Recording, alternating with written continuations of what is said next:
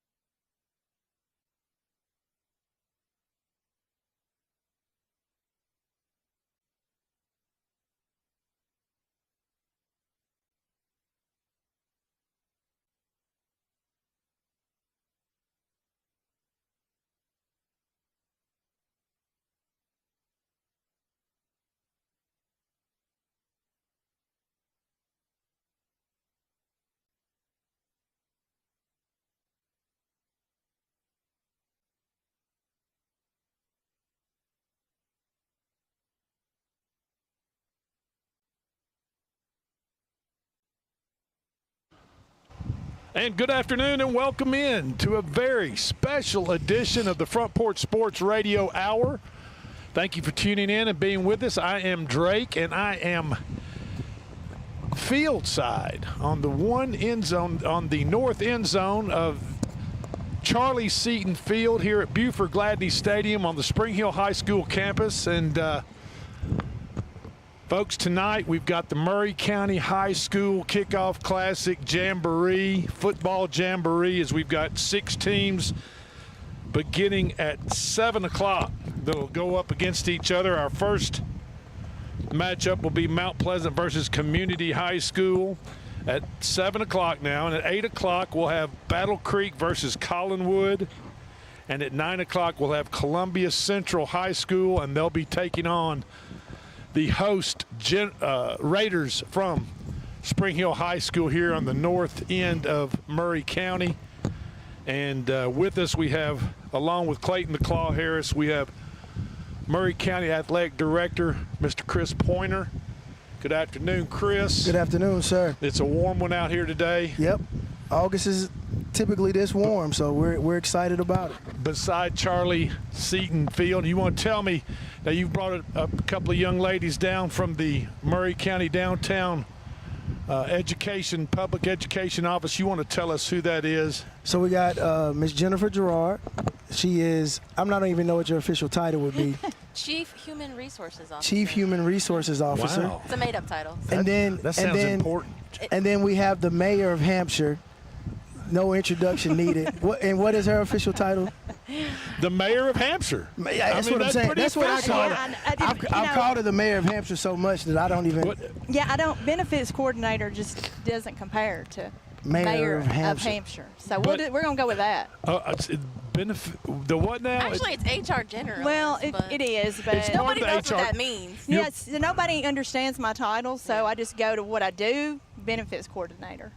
So your insurance and your Benefits retirement coordinate and all the important stuff that you Yes. need as an employee yeah, all through those extras. Murray County Public Schools That's that you right. need to keep straight. That's right, exactly. As you go back and you work year after year Yep. after year of Yes.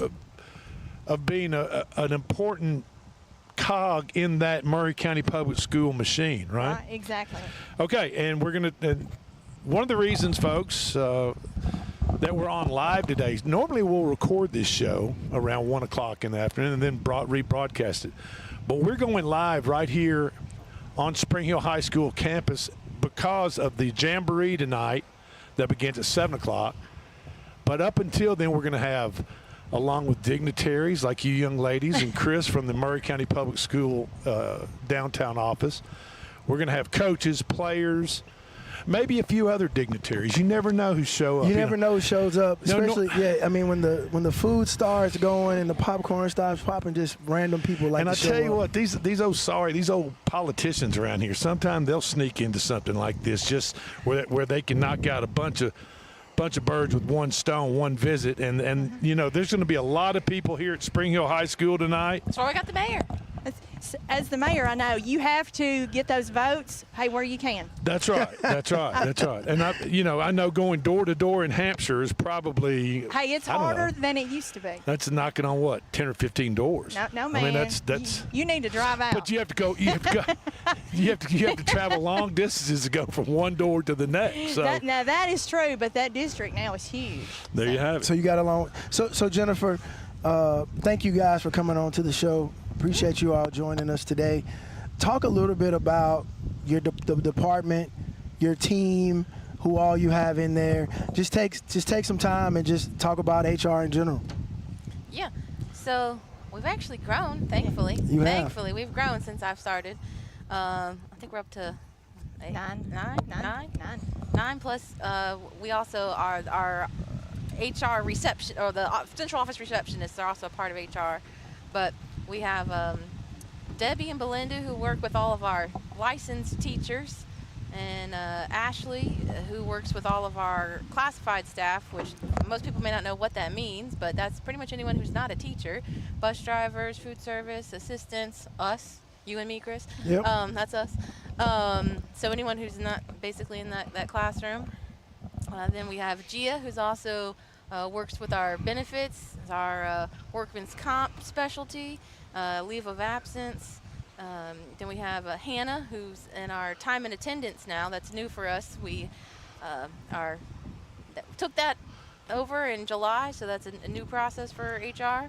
And then we've got Miss Tanika. She's part-time, but she's she retired and we brought her back. So we're thankful for her. Sometimes you got to do that. You got to bring the season pros with all the history back to the fold. Yeah. That's right, because sometimes things may not exist in a file, but they exist in somebody's brain. So Jennifer, believe it or not, back a year or so, a couple of years ago, my family went on Family Feud. And part of the deal of Family Feud is you make up part of the audience as you're waiting to go on stage. And, of course, Steve Harvey comes out and does his thing. And in between filming takes, he comes out and talks to the audience and does his thing. And he had this one little segment of comedy that he did for all of us. And he talked about HR there at Family Feud. And he said, every time I get called to HR, I know I've done something wrong. You know what I mean? And so every time that his phone would ring and he would see HR department, whatever the production company is, he told us, he said, you guys, I'm telling you, it was never good news when the HR department would call. Now, I didn't really understand why. Can you tell me why that probably was? Was maybe Steve doing something here, saying something, or acting? I've seen Family Feud, and there's a few times he might get that call from HR. He might get that call from HR. I understand. I just, but he was really, he didn't like going and talking to people at HR. Surely, people love you and love the HR department more at Maury County Public Schools than Steve Harvey loves the HR department at Family Feud. I think so. Or you would hope so. I hope so. We've worked really hard to hope so and the last person was Shannon in my office, who's actually our recruitment and retention. Yep. And our joke in our office is, if you see me and Shannon coming in, it's good news. We're bringing gift baskets. We're acknowledging employees. Okay. When is it bad news? Well, when me and one of the other assistants. when it's not you. It's not. When Shannon's not with her. When you don't see a gift basket. Yeah. If you don't see a gift basket, that may not be good. But He's seeing an empty box. but I will say this. Though, Drake, about the HR department. Of course, it's not all bad news, but obviously, in all of our jobs at district office, there are things that we really love to do and some things that we don't like to do and some things we just have to do that's part of the job. But one of the things that's been fascinating and phenomenal about this HR department has been, and Jennifer and Melinda, you can all talk to this a little bit better. If you go back 3-4 years ago, even COVID, the number of vacancies, what we started doing from a recruiting standpoint, what we started doing to try to get in more licensed educators, what you all just did with the I Teach program, just some of the amazing things that you all are doing in helping create opportunities for our educators and ensuring that our students have teachers in classrooms that are qualified. So could you talk about that a little bit? Yeah. So, I've been here 4.5 years, and like Chris said, I think as of the last report I looked at this week, I think we were down to about 11 vacant. We didn't have anybody in process for teachers. So and that's out of how many teachers? Well, we got over 1,000 teachers. So out of 1,000 teachers, we only have 11 vacancies. Yeah, about that. In Maury County, you have over 1,000 teachers. Yes. Maury County Public School System. Yes. That seems like a lot. We're about 2,000. And maybe obviously I don't know what I'm talking about, but that just seems like a lot of teachers. It is a lot. It is a lot. I've heard it's gone back and forth whether we're the second or the third largest employer in the county. For sure, we're the third largest employer in the county. Obviously GM is your largest employer, and then the hospital. But I've been told based out of Maury, McDonald's has to come in there somewhere because there's always 20 people standing behind the counter at McDonald's. But yeah, it's a lot. It's a lot of staff members. And a few years ago, we changed some software systems that helped us advertise better on LinkedIn and all the different Indeed and Handshake, a bunch of these different job posting boards. And so it's broadened our reach to who's applying to the positions, as well as we did sign up with I Teach. It's an educator preparation program, or EPP. And like Chris was saying, back during COVID when we had ESSER funds, we were able to give scholarships. And actually, we just were able to partner with the YEF Youth Educational Foundation, and they're helping us sponsor up to 40 people this year to have that program paid for. So what that is they're a teacher of record, and they're going through and completing their program in order to finalize and get that teaching license. So we have those licensed educators in there for our students. Well, let me ask you this. Say I'm moving in the area. I've got my teaching degree. We'll accept you. Great, good job. How do we get in touch with you guys? Yeah. I mean, how does somebody that's out there listening right now, has a teaching degree, wants to get back into teaching? Oh, well, That's Perry Weather. Just keep going. Oh, okay. I was like, that's not a good sound. So obviously go to the district website, www.murrayk12.org.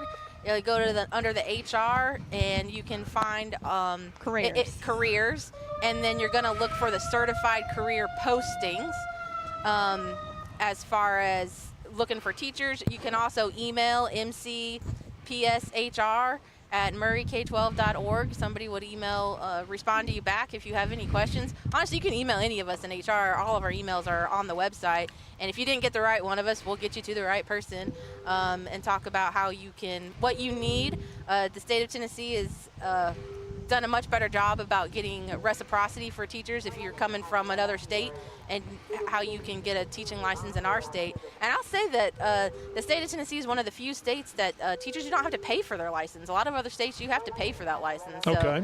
that's a good hurdle that we don't have. And you have openings right now as we speak. We do. We're live on the air right now, and I've got the Murray County Public Schools HR Chief Executive Officer of the HR department, and you're telling us there are openings right now for anybody that wants to go to apply. Yes. That has the proper Endorsements.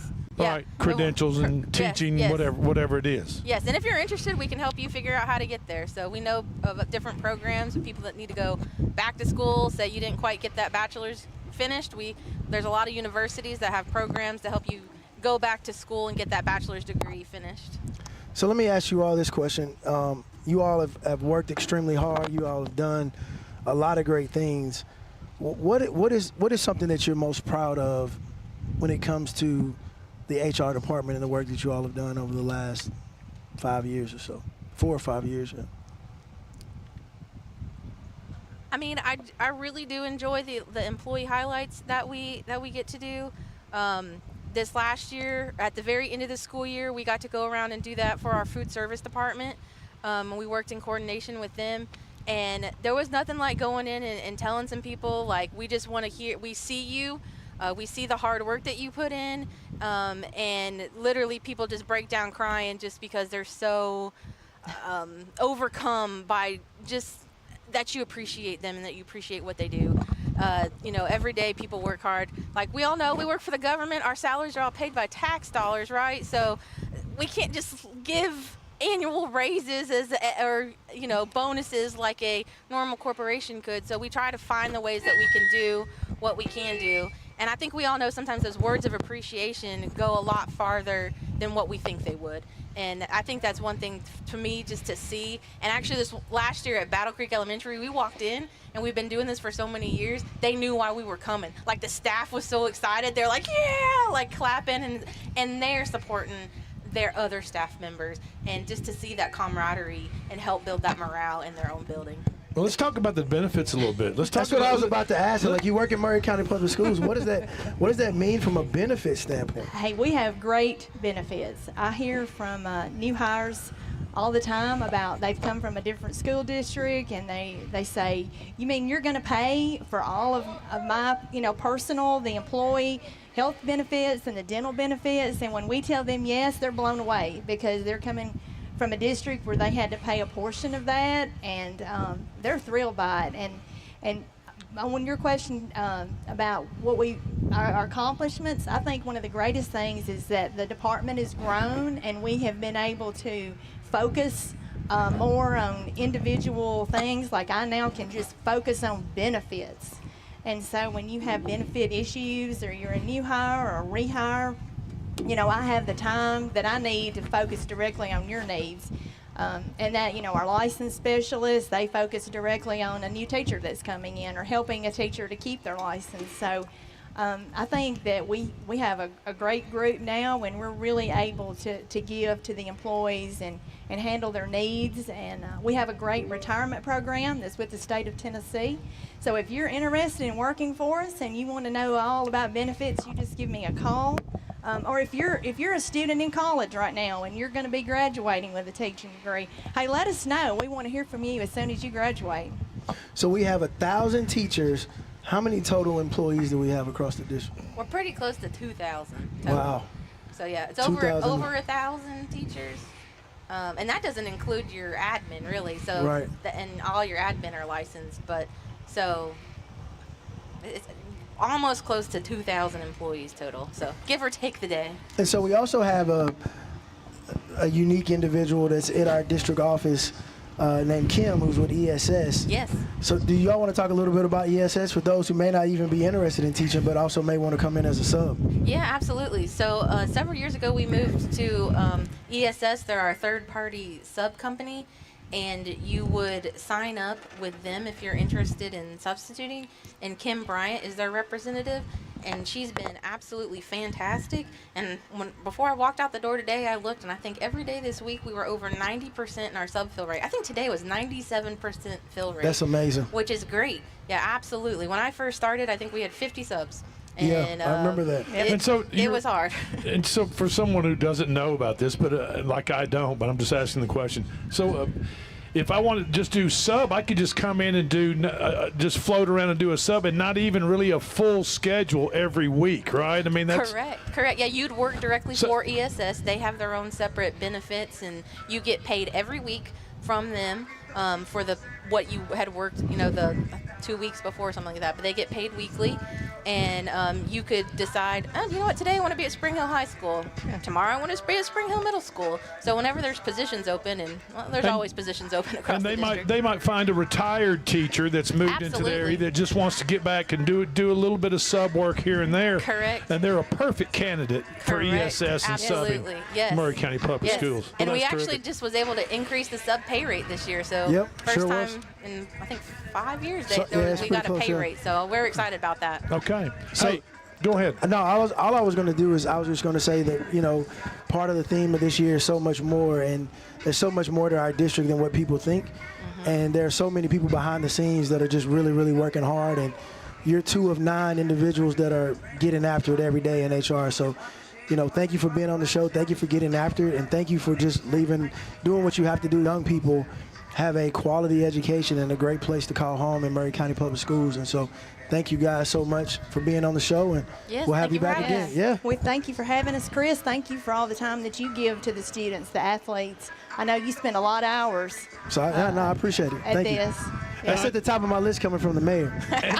And I know this is the Front Porch Sports Radio Hour, and we're in conjunction with the Maury County Public School downtown office for the high school jamboree at Spring Hill High School tonight. Kicks off at 7 o'clock. And the old saying goes, you're never too old to learn something. That's right. And I've learned a lot just since I've been sitting here listening to you young ladies talk about human resources in the Maury County Public School teaching and employment situation. So We're going to get you signed up. I don't know. I don't have You much. can always drive a bus. Let me plug for our bus Look, too. I just teach them bad You habits. can- All I would teach them is bad habits. You can drive a bus. There you go. Okay, we're going to take a quick break. This is the Front Porch Sports Radio Hour. I'm Drake with Chris Pointer and everyone, all his friends down at the Maury County Public Education downtown office, and we'll be right back. This is David Usselton with Usselton Automotive, located in Columbia, Tennessee. We service all foreign and domestic vehicles. We take pride in our work, and we don't cut corners. We offer a 5-year, 50,000-mile warranty and loan our cars with almost every repair. We are located at 1201 South High Street in Columbia, Tennessee. You can reach us at 931-215-1765 or find more information at usseltons.com.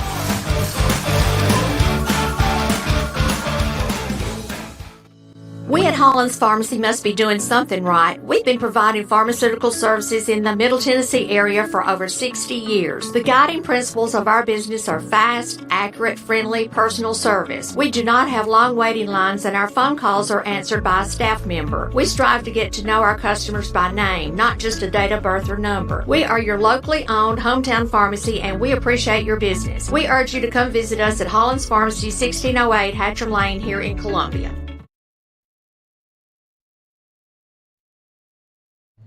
Hello, this is Rick Tillis from Tillis Jewelry. What is a full-service jeweler? Experienced staff, custom designers, in-house jewelry repairs, and beautiful jewelry. Yes, at Tillis Jewelry, we are passionate, knowledgeable, and committed to integrity. We strive to be the best in our community and in our profession. We build long-term relationships and become part of family traditions that will cross generations. We delight clients by providing an unparalleled selection, superior service, and exceptional value. Tillis Jewelry, we exceed your expectations.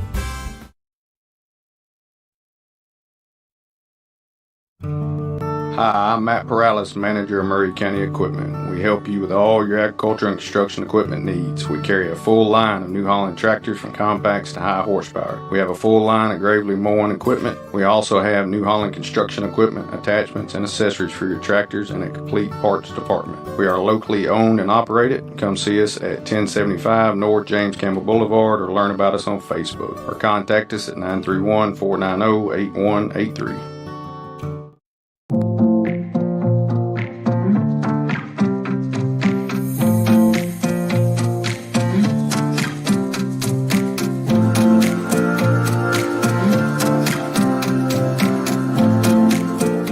Hi, I'm Robert Rogers at Parks Motor Sales Buick GMC. And I'm Michael Parks Lawrence at Parks Motor Sales Buick GMC. Together, we're Mr. Bobby Parks' grandsons, and we run his dealership, and we are glad to be part of our local community. Being family owned and operated, we invest heavily in our community. We do things like sports teams, schools, bands, you name it. We try to help everybody we can. The reason why we do this is because we all love this community. So come do business with us, your neighbors, at Parks Motor Sales in Columbia, Tennessee, right off Nashville Highway, or at parksmotorsales.com. Hello, I'm Rick Whitley. And I'm Daniel Pollard from Jones & Lang Sporting Goods. We would like to take this opportunity to thank all of you for the many years of support. Since 1966, Jones & Lang has been locally owned and operated and supplying teams from T-ball to college. Stop by and see what we can do for you. We offer a wide variety of services from silk screening and embroidery to our custom trophy and awards department. We're open Monday through Friday, 8 to 5, and Saturday, 9 to noon. Remember, Jones & Lang Sporting Goods, the look of a winner.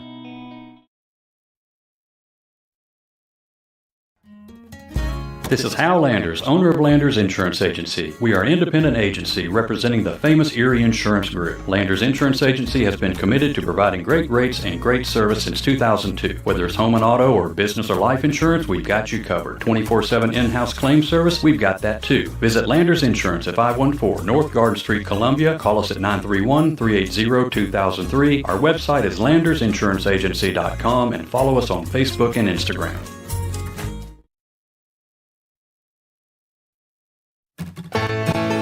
Farmer Johnny here, Taylor Family Farm. I want to give y'all a little look-see. We raise 100% non-GMO, grass-fed beef, pasture chicken, and pork on our family farm. Everything that we grow is raised with love and care to ensure the highest quality and nutrition for our family and customers. You can shop online at TaylorFamilyFarmTN.com or visit our farm store in person at Etheridge, Tennessee at 301 Dave Reisner Road. That's TaylorFamilyFarmTN.com for more information.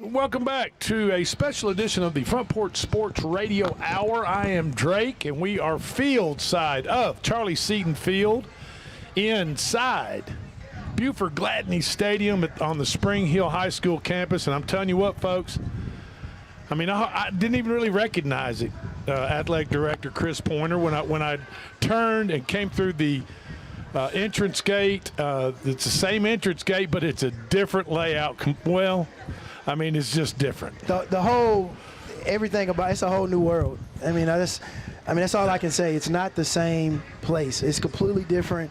Everything's been moved around. Things have been upgraded and improvement. Fields have been shifted around. The press box is on a different side of the field. Absolutely, yeah, it's on the west side. Yeah, and I tell you, and we are on the north end of the end zone, just outside the the fencing here on the field, and we're facing the concession stand, which is brand new, brand spanking new, brand new concessions, brand new bathrooms, like this week. And I'm telling you, folks, if you've not seen these facilities at Spring Hill, come on down tonight. 7 o'clock is the first Jamboree game, and we're going to have 3 Jamboree games tonight. The first game is Mount Pleasant versus Community High School. Community's over out of Bedford County, or is that? Or Yes, about around in there. Well, Yep. it's not Marshall, but I want to say Community's in Bedford. It's in Bedford. Okay, Bedford. same as It's over in that Showable. area. Yep. 7 o'clock kickoff for that, and the format for this high school Jamboree, folks, is going to be, I believe, 2 20-minute periods with a running clock. Is that correct, fellas? That is accurate. Okay. Yes. 8 o'clock is going to be Battle Creek here in Spring Hill versus Collinwood. And then at 9 o'clock it's going to be Columbia Central High School playing the host school, the Raiders from Spring Hill High School. They're not going to play in the regular season, but they're going to play right here in the Jamboree. Kickoff is at 9 o'clock. The sun will be nice and low. Things will be cooling off by then. It should be beautiful weather. We can just get the rain to hold off, but it looks like the rain's kind of blown over, Chris. I think we might be all right. Yeah, I mean, I think we're going to be primed for an amazing evening. I think the weather's going to cooperate with us, and I think it's going to be a packed house, and people are going to enjoy football, and this will kick the season off for the rest of the year. There you go. And one of the reasons I have Maury County Public Schools Athletic Director Chris Pointer with us is because this broadcast is being brought to you by the fine folks down at the Maury County Public Schools Education Downtown Office, and just people of the Maury County Public Education System. And Chris, you have 2 folks with us right now. Would you introduce them? Let's learn a little bit about them. Yep, so we have Miss Leslie Crawford, Director of Special Pops. Did I say that right, or I left out some words? Did. So Director of Special Pops, Director of Special Pops. And then, of course, the next gentleman is no stranger to the radio. He is famous far and wide, famous football player. They need to retire his jersey and hang it in the rafters. Yeah. Yeah. So, Mr. Jonathan, one day, Mr. Jonathan Berry, and they've both joined us for this segment to kind of go over and talk about, some things that are happening in Miss Leslie Crawford's department. And so I'll kick it off. So tell us a little bit about who you are, Miss Leslie, and talk a little bit about your department, who works in that department, and then we'll just kind of flow from there. Yeah, so we are a department of almost 400 strong. We make up a large portion of employees of Maury County Public Schools. Yep. We serve students with disabilities on a continuum. So whether a student may have a physical disability, a cognitive disability, or everything in between, we serve all of those students. And one of our taglines and our goal and our vision for this year is so much more. Yes. And that applies to the special populations 100%, because sometimes we have a tendency to have lower expectations for students who learn different ways.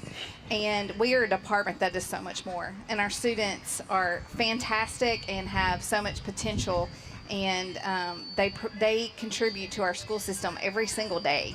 So in talking about so much more, what are some fascinating things about your department that people just don't know? Because oftentimes when you say, hey, we work with special needs children, they think that you're a one-on-one in a school, and that's basically all that you all do. But you all do so much more than that as it pertains to providing the quality education and support for students. Yeah, we were just talking that special education is a calling. Yeah. It is a difficult job, but it is. I'm biased, but I think it's the most rewarding job in the public school system, is to be able to make a difference in these students' lives, and our special educators truly do. People often don't realize how much is involved in the special education department. We have speech pathologists, we have occupational therapists, we have physical therapists, we have all these specialty areas, because every child who qualifies under special education is protected by federal law, which means they get an individualized education program, and that is decided upon by a team with the parent. And ingrained in federal law is that parent participation. So our department values the parental input and wants the parental participation to create these plans of success for their students. And so when you start talking about, so if you have a student and you're attending Maury County Public Schools, and I don't mean this like loosely or not more in depth. But if you have a need, we will do everything in our power to fill it. So whether it's speech pathology, whether it's, you just talked about therapists of all kinds, obviously nursing services and all of that magnitude. So we're able to and have the capacity to fill whatever need a student has within our district. Yes, and I encourage any parent, if they have a concern about their student or their students' learning, to reach out to the school. We have a support team process where we talk about the needs, we problem solve, and we try to figure out what is best for that student within the context of our environments. And then for our students who have already qualified for special education services, those meetings are built in. So the parent has the right to call a meeting at any time. We're constantly modifying plans and meeting students where they are. And Leslie, if I can jump in here real quick. Go ahead. So for parents that have a special needs child, whether it be a physical disability, a mental disability, whatever the disability is, your department with the Maury County Public School is there to help these parents if they're moving, if their child is getting to school age. And really, probably for the first time parents that might have a mentally challenged or physically challenged child, I'm sure it's very kind of daunting task trying to navigate what to do, and you guys are there to make that path a lot easier and a lot smoother, along with Jonathan Berry of the Transportation Department of Maury County Schools, to help facilitate a child that might be in a wheelchair or needs some type of special transportation, right? Yes, and we encourage parents. They can always call our office directly at the central office, the Special Populations Department. Do you have that number right off the top of your head? It is the main number. Okay. 931-388-8403. Great job right there, pulling it out. I was leaning. I was like, I'm impressed too. That was good. Great job. And they can ask our department administrative associate is also named Leslie, so it's a little confusing. But you can get one of the Leslies or any other person in my department, and we're happy to point you in the right direction if you have concerns. If a parent has concerns about their child, think that they have other needs that we need to address, they're always welcome to go to their school as well, but our doors are always open too. Okay, Jonathan, can you add on to what Leslie was saying from the transportation end? If someone has a child in a wheelchair, what type of arrangements are made on your end for that child to get back and forth to school? Absolutely, Drake. We walk footstep with the guys over the special ed department. We work through Matt Campbell. He helps us out in that area, and he works along with my special ed coordinator, Marilyn Quirk. And we work with each one of their accommodations. We can't go into detail what those are, but they have to have it written into their IEP. And once that goes through that process, they become a rider for us. We operate about 23 special ed routes every day. And on each one of those buses is a special ed attendant that assists with those people. A little difference about a special population bus you'll notice is that they are air conditioned, and they all have a wheelchair lift. And in some cases, if there's a restraint that's needed to assist a child with whatever mobility issue they have, we have that in the buses as well. That's all, specific in towards that child's individual need. And we have and like she said, it's a calling for our drivers. We put them through a vetting process. We let them know that you're driving. Every child is precious cargo, but you have to really understand and know what you're getting into. And every one of our drivers, they do that. They love those kids. They love those jobs. They love those routes. And we fill those every day. There's a priority route. As she said, it's federally funded. So, if we don't have those routes are run every day, no matter what. Some of the accommodations that we utilize in the special ed transportation departments, we do door-to-door service. So there's no bus stops, so to say. The child gets delivered to the door, picked up at the door every day. And our people over there from Lynn Spears, Marilyn Quirk, and Matt Campbell in Leslie's office do a wonderful job getting that set up for us. And couldn't do it without them. And it's a great thing that we have here in Maury County Schools. So Leslie and Jonathan, it sounds like to me if we've got parents out there that are concerned about their child's special needs, no matter what they are, just pick up the phone. Yes. Call the downtown office. Ask to speak to someone in your department, in the POPs, right? It's POPs department. Special POPs. Special POPs department, POPS, just like your dad might call them, or grandfather, you might call them POPs. That's right. Special POPs department. Ask to speak to somebody. Tell them what's going on with your child, and I promise you, these professionals at the Maury County Public Education Office can help you navigate any questions that you have in order to get your child to and from school, get them in special programs, whatever school they are zoned for. And, you know, it really, all you have to do is pick up the phone and call somebody. You know, it's that easy. And might I add that our current superintendent was the former director of special populations. So that is not something you find every day in a school district. And our superintendents are usually very supportive, but we have an extra layer of support, and our superintendent has done this job and knows this job, and I couldn't be more honored to have taken that spot. Well, that's just terrific, and you guys are, you know, just doing great work down there, and we appreciate it. And like I said, for any of you parents out there that have any questions about or apprehensions about getting your child involved in a special education program, just simply pick up the phone and give us the number one more time, Leslie. It's 931-388-8403. And before we get off the show, talk a little bit of, I know you mentioned Matt Campbell, but could you mention some of the other folks that are in Special Pops department and kind of what they do and what they kind of add as far as to your department? Absolutely. So we have 3 coordinators in the Special Populations Department. Matt Campbell is one of those, and he does a variety of jobs. He does oversee our transportation, our homebound services when we have students that need homebound. He goes to IEP meetings to support families and to support teachers. We have Angie Massey, who is another coordinator in our office. She oversees the related service providers like occupational therapists, physical therapists, school psychologists, speech language pathologists. And then we have Anthony Leonard, and he is over Section 504 in our district. Very good. Very good. Awesome. Well, guys, go ahead. No, just go ahead, Chris. Okay. I I was just going to say thank you so much for what you do. Absolutely. I'll back that up. You all work extremely hard. You talked about so much more. That's something that we're hitting very hard on the show and everywhere that we go, and just the impact that you're having on the lives of students. Y'all are oftentimes, when I'm pulling out sometimes late, y'all are still there grinding it out, and so it doesn't go unnoticed.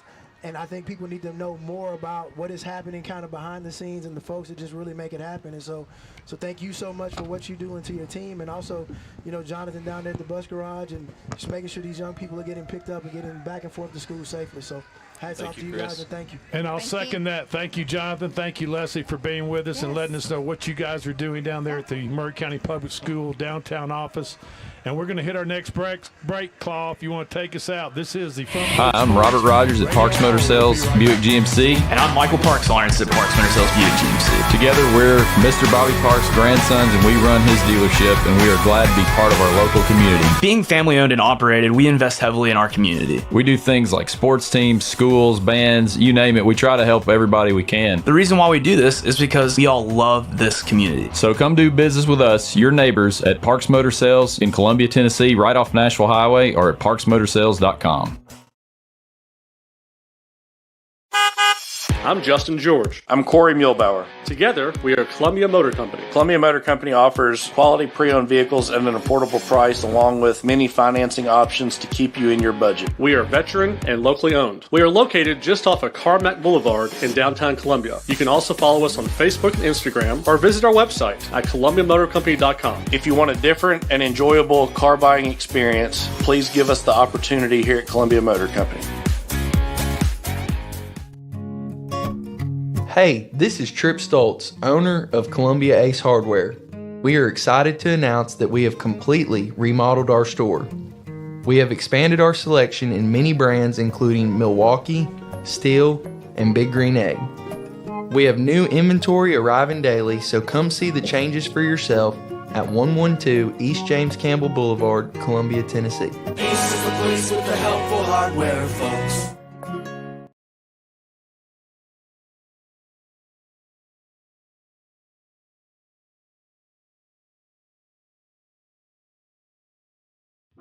Office space available in beautiful downtown Columbia. Kennedy Broadcasting Company, WKRM and WKOM, has 3 offices for rent in its downtown building. Each office is approximately 18 by 18, and each includes a closet-type storage area. Included are utilities, Wi-Fi, and communal break area. Contact Station Manager Clayton Harris at 931-626-3131. Mezcal Cochina Mexicana. Delicious food and amazing service at an affordable price. Mezcal Cochina Mexicana. Located off of Nashville Highway in Neapolis, near Spring Hill High School, 2504 Care Lane. Authentic Mexican cuisine. Full menu. Family dine-in. Takeout. Delivery. Offering the best cocktails in the area. On the rocks or frozen, pair your meal with our famous margarita. Don't forget, Mezcal Cochina Mexicana for your next meal. Check us out on Facebook. Visit Mezcal Cochina Mexicana today. Proud supporters of the Front Porch Sports Network. Columbia Foodland is a locally owned and operated family grocery store with a full line of dry, dairy, frozen, meat, and produce items. We focus on keeping the freshest hand-cut meat and produce items daily with the most competitive prices in town. We offer weekly ad specials as well as in-store weekly specials throughout the store. Located at 427 West 7th Street in Columbia in the former Harris Foodland location. Columbia Foodland. We are here and ready to serve the wonderful people of Columbia and the surrounding areas. Hi, I'm Matt Perales, manager of Murray County Equipment. We help you with all your agriculture and construction equipment needs. We carry a full line of New Holland tractors from compacts to high horsepower. We have a full line of Gravely mowing equipment. We also have New Holland construction equipment, attachments, and accessories for your tractors and a complete parts department. We are locally owned and operated. Come see us at 1075 North James Campbell Boulevard or learn about us on Facebook or contact us at 931-490-8183. We all live very busy lives. Sometimes we just need a break. Wouldn't it be nice to have an extra pair of hands to help out? Let me introduce you to New Dawn Cleaning Service. No job is too big or too small because they do it all, from residential to commercial. They offer standard cleaning, construction cleaning, carpet shampooing, and window cleaning. Whether you are looking for a one-time service or regular scheduled cleaning plan, New Dawn is ready to help. With years of experience, you can relax, kick back, and call New Dawn Cleaning Service at 615-977-6901. This is David Usselton with Usselton Automotive, located in Columbia, Tennessee. We service all foreign and domestic vehicles. We take pride in our work, and we don't cut corners. We offer a 5-year, 50,000-mile warranty and loan our cars with almost every repair. We are located at 1201 South High Street in Columbia, Tennessee. You can reach us at 931-215-1765 or find more information at usseltons.com.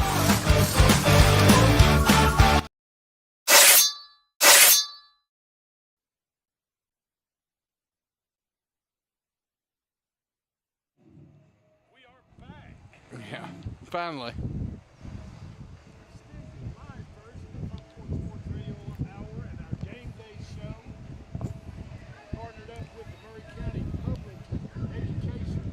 The downtown office. We've got some of their dignitaries with us live right now as we are on the north station just outside the north end zone of Charlie Seaton Field in Buford Gladney Stadium on the campus of the Spring Hill High School Raiders. And tonight we have got Murray County Public Schools High School Football Jamboree with 3 contests involving 3 Murray County schools: Mount Pleasant, Battle Creek, Columbia Central, 4 schools, and Spring Hill High School. The 7 o'clock kickoff, and there will be 2 20-minute running clock periods for each contest. Mount Pleasant takes on Community High School out of Bedford County. 8 o'clock, Battle Creek High School out of Spring Hill will take on Collinwood. At 9 o'clock, Columbia Central High School will play the host school, Spring Hill High School Raiders, at 9 o'clock. That is when that kickoff is scheduled. If you have not seen the new shined up facilities here at Spring Hill High School, folks, you're missing it. Get down here for the first contest at 7. Chris Pointer, athletic director for Maury County Public Schools, just looking out over this field, it's hard to believe it's the same field that we were here a year ago with. It is completely transformational. A lot of people put a lot of time, energy, and effort into it, and obviously, going back to a lot of the things we talked about in that $28 million, this was a major, major piece of that $28 million, and how transformative this campus is completely. Obviously, starting with our leadership and Ms. Lisa Ventura and Mr. Eric Perriman, and of course Mr. Keith Stacy, all of the superintendent and assistant superintendents just having this firm belief and confidence in athletics and the power that it can have on communities. Obviously having school board support, and then obviously county commission, and then really just looking at what we can do in order to have the greatest impact on campuses and student athletes and communities. And this was a major part of that conversation, and we just completely flipped this thing upside down. Well, where we are sitting right now, or I'm standing, I can see the softball field of the brand new Shaw Sports turf on it. I can see the baseball field with the same Shaw Sports turf, and I see the entire football field right now with the Shaw Sports turf on it, and they have moved. Any of you folks that have been out to Spring Hill High School before to a football game or looked at the football field, they moved the press box from the east side of the football field over to the west, and where it should be, right? Yeah. Yep. That's where it should be. We didn't do that on purpose, you don't think? I know the sun's shining over it. Yeah, it's going to be a little hot on that side for those folks. But, hey, one thing I was looking at, Chris, and before we get to Jonathan Berry and Coach Keith Stacy, talk to me about the netting on these baseball and softball fields. It looks like something I've never seen before on a high school level. So we went with the highest quality kind of pro-style netting system, and it's really to give you a view from any area without a pole being in the way. And so it allows you to sit and see, and even sitting back here, we have very clear views of the baseball field and the softball field, and the netting is at the one of the highest levels that you can get it without breaking a piggy bank and keeping foul balls in. But it just gives it a very professional, high quality style look. It's not a chain link, or it's not 10 poles holding up netting, or a pole every other so many feet where you have to kind of peek around. And Coach Stacy, you know as well as I do, and just looking at it, and really people don't think about it unless you think about it. You know what I mean? And that's the way you want it. Right? And I'm telling you guys, it looks like something that the Atlanta Braves, this type of netting the Braves would have on their field, Cincinnati Reds, any major league ballpark would have the exact same type netting, because you're just viewing right through it, and all you see is the field, even though you're protected and you have the safety of that net being in front of you. Yeah, I usually go down to Hoover every spring for the SEC baseball tournament, and that's what this is the same netting I think that they have. It is. And it extends down the baselines beyond the dugouts to protect people all the way down that way. So, and as much as it is aesthetically, it is also for safety, which is a big deal, and it's huge for us to make sure that happens as well. Sure. Now, and Chris, what's the life expectancy of a net like that? You probably get 10 years or better on it. Now, one of the things that happens on nettings that oftentimes people don't think about, you start kind of getting that moss stuff kind of growing from them, and they make a chemical, and I've talked to the guys in our athletic facility crews about purchasing that chemical and just keeping the net sprayed down so that we can extend the life of it. Now here, we had to do some creative kind of modifications. So the poles were already existing, and so we had to, when we added the Musco lighting, the net was already up. So in order to get the up lights to work right, we had to cut holes in the nets and stitch it up and all of that. But we've got all of that worked out now. But yeah, we should get a really good life out of these nets as long as we continue to maintain them and take care of them like anything, really. Okay, and you folks, you heard the voice of Coach Keith Stacy. He is are you the assistant superintendent for instruction. For instruction at the Murray County Public School System. That's me. And Jonathan Berry, you are the Director of Security and Transportation for the Murray County Public School System. Yes, sir. That's me, Drake. And Drake, let me tell you something. I couldn't be more proud of this facility. When I started my career in Murray County, I started out as an SRO with the Sheriff's Department, and I was assigned down at Cox Middle School. And our sister school that we worked function for was Spring Hill High School. And coming here, if you'd asked me 20 years ago if it looked like this, I'd have said, you're crazy. But the fine folks exactly have done a wonderful job. And Chris, correct me if I'm wrong, I think there was a lot of volunteers back in the day that actually got the fields that they had at the time looking like they were. I don't know, were they funded when the school was built? I can't remember. No, so none of the fields existed on the campus when the school was built. So volunteers through, time, talent, and treasure worked their tails off to provide what they had over an extended period of time. Absolutely. I'm going to throw out two names that the listening folks might know. Richard Callahan and Paul Lamb put a lot of work. Richard Callahan initially for this field that we're not the field that we're on now, but the old football field that was here. And Paul Lamb poured his heart and soul into that baseball field over there. A lot of people have spent a tremendous amount of time and to get the fields to a certain spot, but we have facility standards that we have across the district that our school board has challenged us with.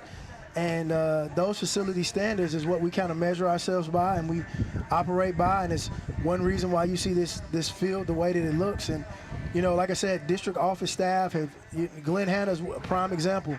We were sitting up here today and I was like, man, Glenn, where we're going to plug up all of our equipment for the radio show? And he's like, man, and Glenn was like, I wish we'd have thought about putting plugs on the back of the fence for the radio.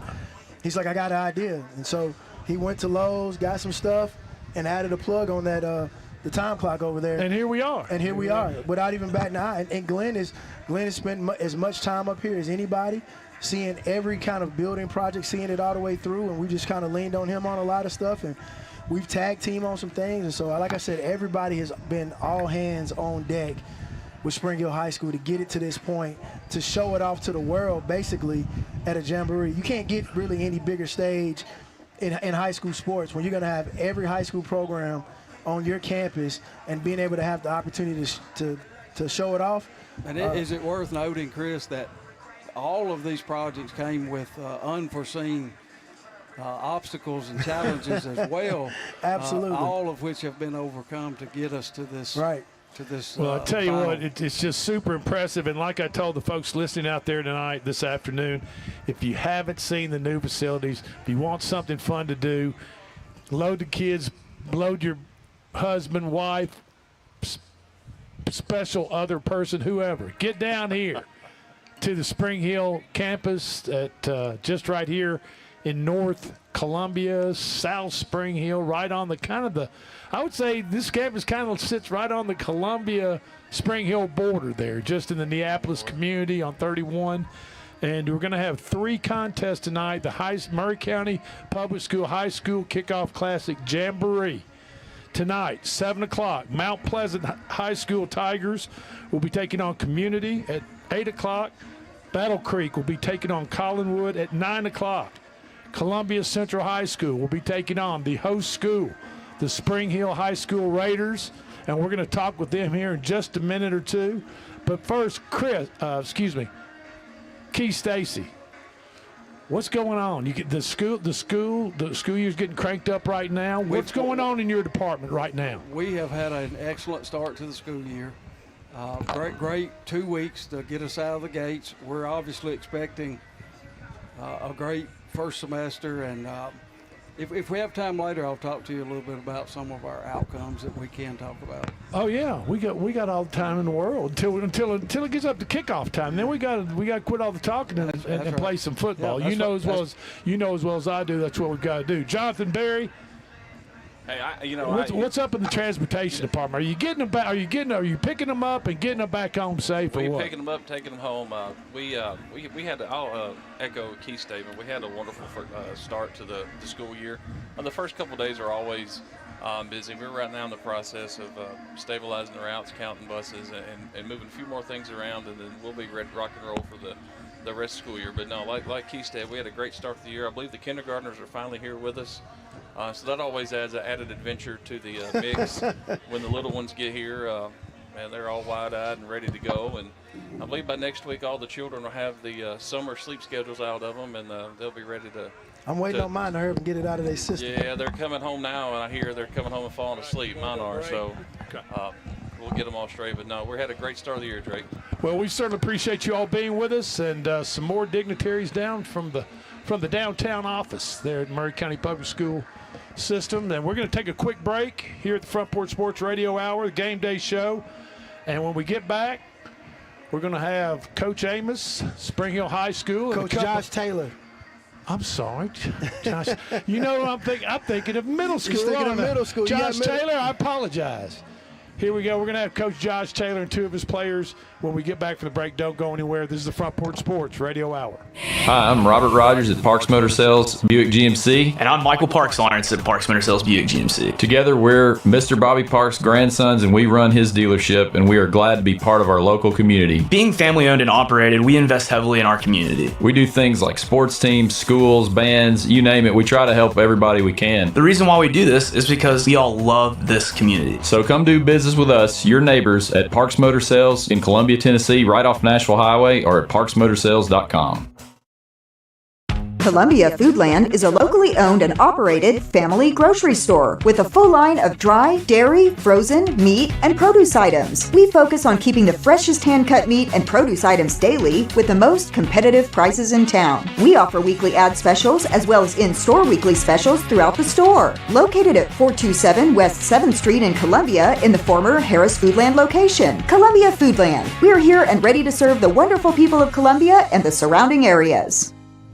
Hello, this is Rick Tillis from Tillis Jewelry. What is a full-service jeweler? Experienced staff, custom designers, in-house jewelry repairs, and beautiful jewelry. Yes, at Tillis Jewelry, we are passionate, knowledgeable, and committed to integrity. We strive to be the best in our community and in our profession. We build long-term relationships and become part of family traditions that will cross generations. We delight clients by providing an unparalleled selection, superior service, and exceptional value. Tillis Jewelry, we exceed your expectations. And welcome back. This is to the Front Porch Sports Radio Hour, the Game Day Show, as we are coming to you live on from the north end zone of Charlie Seaton Field on the campus of Spring Hill High School inside Buford Gladney Stadium as we start our second hour of the show. And we're fortunate enough to have with us the head coach, first-year head coach. First year. Of the Spring Hill High School Raiders. Head coach Josh Taylor. Did I get that right? I called you. I got it mixed up. We just did middle school last week, and called you Coach Amos. He's a good dude. I can't be too mad. Okay. All right. You're not mad. You're not too mad at me. And Coach, you brought along with you a couple of your special players. We've got number 14 Will Bailey. He's a senior wide receiver, and Lakin Goins. You're another senior, and you play safety. Yes, but you guys don't go both ways. You don't Travis Hunter it, right? You're not playing defense and all. Just specialize on one on. Be good at one thing. That's the way I look at life. You know what I mean? If you're good at something, right?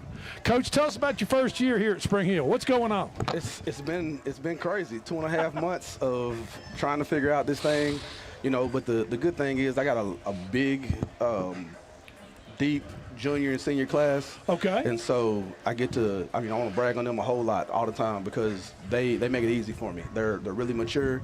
I've been here. This is year 5 for me, first year being a head coach, but I've been here for, going on my 5th season. And so I know these guys. I seen them when they came in when they were freshmen, and I'm really glad to be their coach. And they embraced me from the moment it got announced. And so I couldn't ask for a better setup. Give the folks a little history about you here at Spring Hill. Now, did you work with the prior football teams? Yes, sir. So I came in 2021. I was at Columbia Central before that as a defense coordinator there. I came in 2021 as the DB coach, and then in 2022 I became the defensive coordinator. So for the last 3 years I served as DC for Coach Martin, and then this year I'm the head coach. So it's been cool. Lakin been with me for a good minute. He's I coach the safety, so he and I get real close. Okay. So Coach Taylor, being a first-year head coach, now obviously you've been around this district for quite some time now and kind of ingrained yourself here. But tell the people who may not know just a little bit about yourself, your family, just who you are as an individual. You know, I love me some football. I think a lot of coaches would say that for sure, but you know, I grew up. I graduated in Marshall County High School. We ain't gonna hold that against you. I appreciate that. But yes, I graduated Marshall County High School, man, and it was always the plan for me. I think anybody that knows me growing up, man, knew that I wanted to be a football coach and specifically be a head football coach. And so my dad was a Pee Wee coach way back when, and so I learned a lot from him growing up, just how to, you know, not so much the X's and O's, even though there's some of that too, but really just how to treat people, how to, you know, any kind of program, just how to lead. And so he taught me that growing up and just through coaching, but also just being a father. And so, you know, one of the things that's also a blessing for me being the head football coach this season in particular is I got 2 boys on the team. So I got a junior in Jackson and then a freshman, Austin. They're number 2, number 1. And so I'm gonna cherish this time every day I get to come out here, and my 2 sons are on the football team. So it was already gonna be the best 2 years of my life. I knew that coming in my coaching career, for sure. It was, you know, win or loss. You know, wasn't going, you know, that part. You know, you want to win games, but being able to spend that time with them specifically, much less all this, you know, the great group of guys on the team.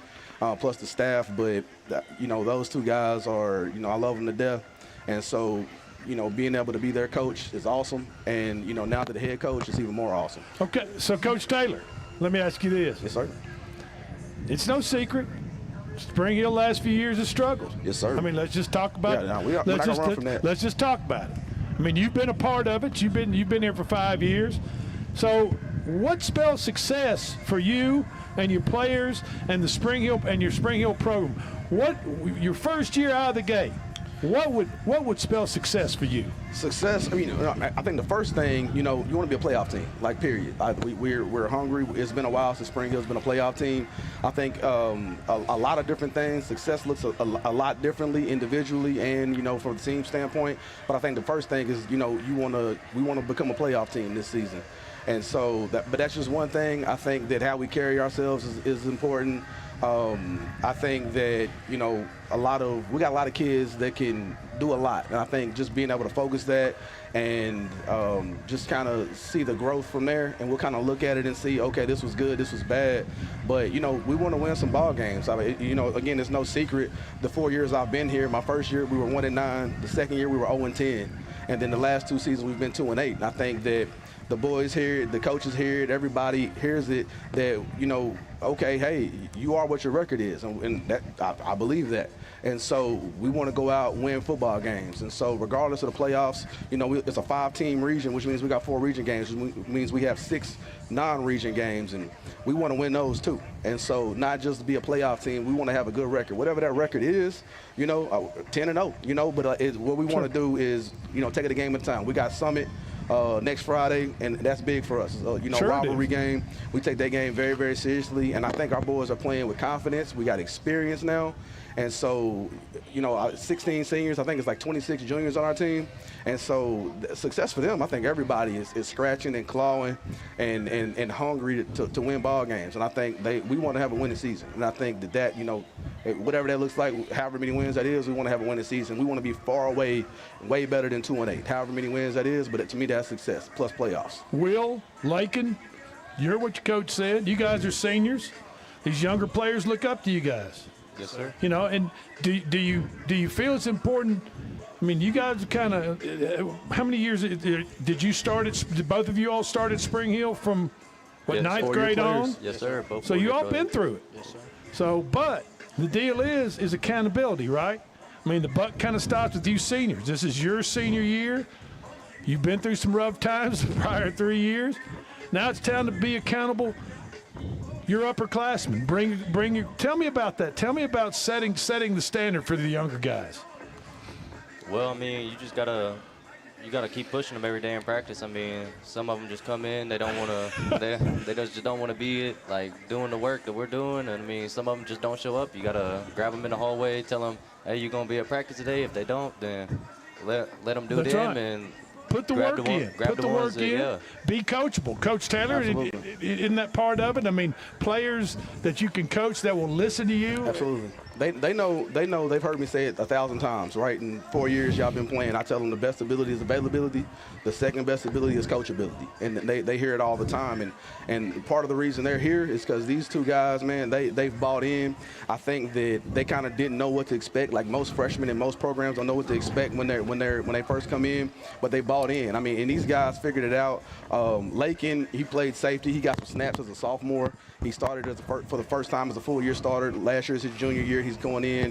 One of the guys we're leaning on heavily on defense. He's smart, y'all. Like I can't stress enough, man, how much he picks up. I throw a lot at him in the secondary. He picks it up, man. He's a great leader. He's one of the ones picking up the field, cleaning up the locker room every day. If it's not done properly, he's fixing it, making sure either somebody's doing it or he'll do it himself for sure. And then Will Bailey, he's a guy, first of all, two-sport star. But Will is catching our punts as a freshman. He's been under these lights for a long time. I'm gonna cherish this senior year with both of them. Will, like I said, like it's gonna be weird when he's not around because I feel like Will, he's had 5 or 6 years at Spring Hill. It feels like, you know, but he's wide receiver one for us, man. He's the go-to. He's the constant. He's the one. No matter who's been at QB, that's who they trust the most for the last 3 years. I mean, I say that like he's a possession receiver, but he makes plays however we need him. He finds that ball. He's gonna block for you. All of those things, man. Will is tough, man. I love both of those guys over there. And I know everybody that's listening live and listening on the radio can hear the passion in Coach Taylor's voice. It's just a lot of energy, just a lot of excitement. Fellas, tell us what it's like playing for Coach Taylor. What is it like playing for an individual like himself? It's a great experience. Better than most coaches, I'd say. So would you consider him would you call him a player's coach? Do you know he kind of gets down on you guys' level and Yes, talks sir. to you man to man, head to head, not Yes, over sir. your head or down to you? Yes, Just sir. talks to you on the same level. Yes, sir. He's gonna keep us right for sure. Like he came in. I mean, he knew what his job was. I mean, he's got a program that he's got to lift up and make a winning team this year. So I mean, we just gonna have to just do what it takes. There you go. There you have it.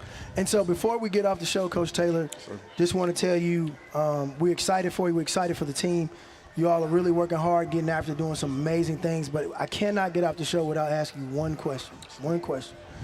So your brother sent this in me. He wired this into my phone. So I got to ask you the question. He said, how in the world did you end up as a defensive coordinator and you were running back in high school? He said he needs to know. He said you never told him the story. He said the world needs to know how that happened. It's funny because, you know, he was all defense and I was all offense, man. And so, like, we would argue as kids. And it's funny because he was right and I was wrong. You know, Will, don't listen, but defense is where it's at, man. To me, defense is more of a constant, and I just kind of grab hold of it. When I start looking at the X's and O's and all of that stuff, I just gravitated to to me, there's a lot of complexities in it. And I just fell in love with the X's and O's, and then the different things the kids can do, the chess pieces you have. And to me, man, it's just more fun to coach. Honestly, no shade to offense at all, but it's just more fun to coach for me.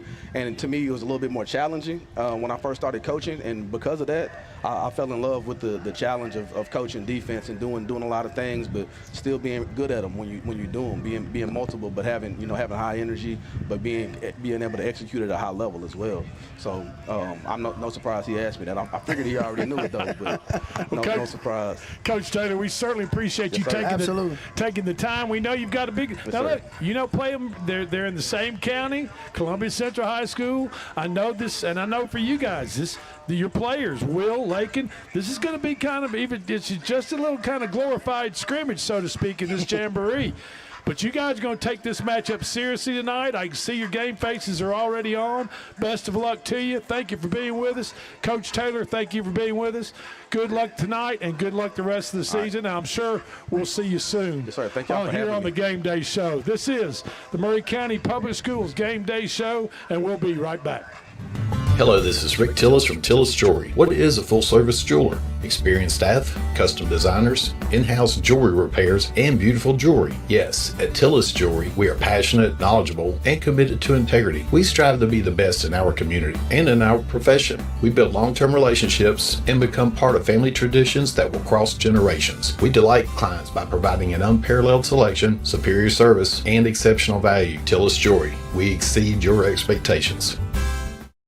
Columbia Foodland is a locally owned and operated family grocery store with a full line of dry, dairy, frozen, meat, and produce items. We focus on keeping the freshest hand-cut meat and produce items daily with the most competitive prices in town. We offer weekly ad specials as well as in-store weekly specials throughout the store. Located at 427 West 7th Street in Columbia in the former Harris Foodland location. Columbia Foodland. We are here and ready to serve the wonderful people of Columbia and the surrounding areas.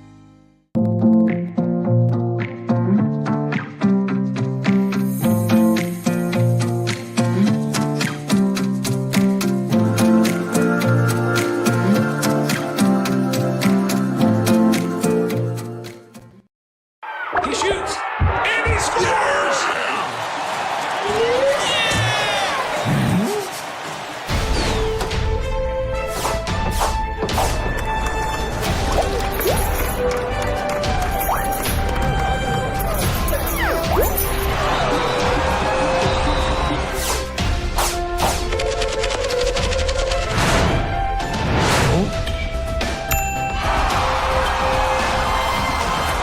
Hello, I'm Rick Whitley. And I'm Daniel Pollard from Jones & Lang Sporting Goods. We would like to take this opportunity to thank all of you for the many years of support. Since 1966, Jones & Lang has been locally owned and operated and supplying teams from T-ball to college. Stop by and see what we can do for you. We offer a wide variety of services from silk screening and embroidery to our custom trophy and awards department. We're open Monday through Friday, 8 to 5, and Saturday, 9 to noon. Remember, Jones & Lang Sporting Goods, the look of a winner.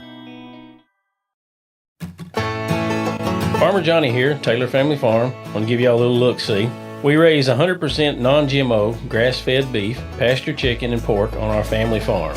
Everything that we grow is raised with love and care to ensure the highest quality and nutrition for our family and customers. You can shop online at TaylorFamilyFarmTN.com or visit our farm store in person at Etheridge, Tennessee at 301 Dave Reisner Road. That's TaylorFamilyFarmTN.com for more information.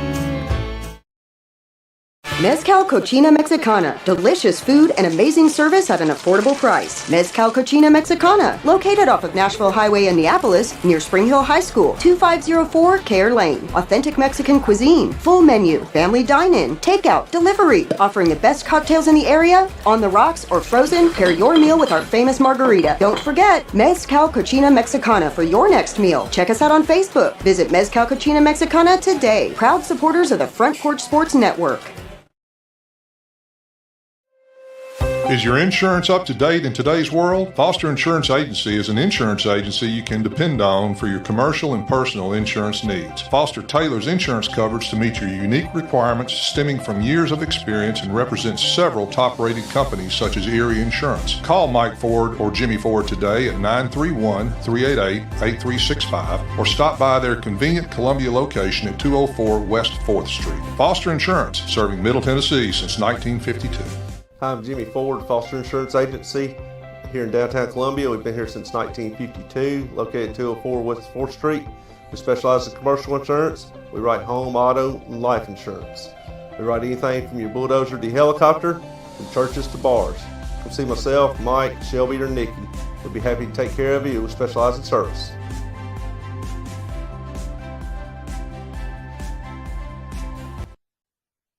And welcome back. This is the Maury County Public Schools Game Day Show along with the Front Porch Sports Radio Hour crew. Barry. It's myself. Barry. Hey, Barry. Clayton the Claw Harris and the smoothest pipes in the business, Mr. Barry Duke, is with us. And he's getting his microphone ready. Anybody that is in the know about college football, the NCAA has slapped the University of Michigan with a large fine. Some just feeling it's just a very, very little slight hand slap for what they did, and handed their head coach Sharon Moore a 2-year show cause order. You know, I remember when Louisville had their 2013 national title stripped. Yeah. I mean, well, that's not going to happen with Michigan and NCAA. Well, and they did the same thing with North Carolina. North Carolina had a scandal where they were literally giving kids grades, and they did nothing. Well, the NCAA suspended head coach Sharon for the first game of the 2026 season, which is against Western Michigan University. Are they the Chippewas? That is correct. Okay, so he will not be on the sideline for the contest in 2026 first game of the season against the Chippewas of Western Michigan. And they also put the Wolverines on 4 years probation. I'm not really sure what the probation is for, and if they get caught stealing signs again or doing something nefarious, exactly what the NCAA. And Barry and Coach Stacy, I think, and Clayton, I think you'll agree with me that the NCAA is kind of like a paper tiger, a toothless tiger, a clawless tiger. You know, compared to what they used to be. You know, they used to be, they gave SMU the death penalty. They took away a third of Alabama's scholarships. I mean, they used to postseason ban. Postseason ban. Drake, I remember as a kid, the 1993 Iron Bowl, I had to listen to it on the radio because Auburn was banned from television.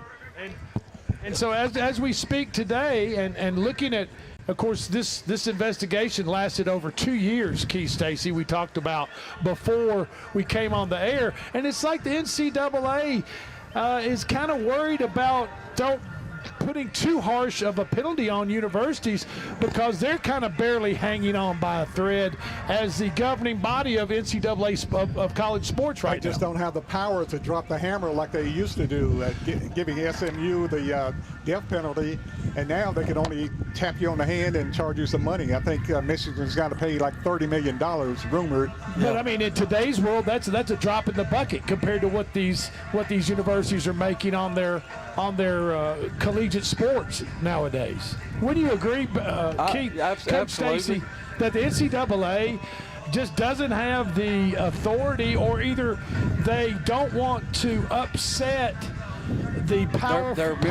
their member universities, especially somebody like Michigan in the Big Ten, and make them mad enough to where they say, you know what?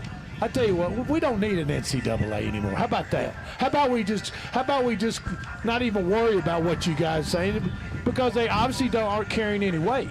Well, there's a lot of talk about all of college football going to two major conferences, the SEC and the Big Ten, leaving out possibly the ACC and the Big 12.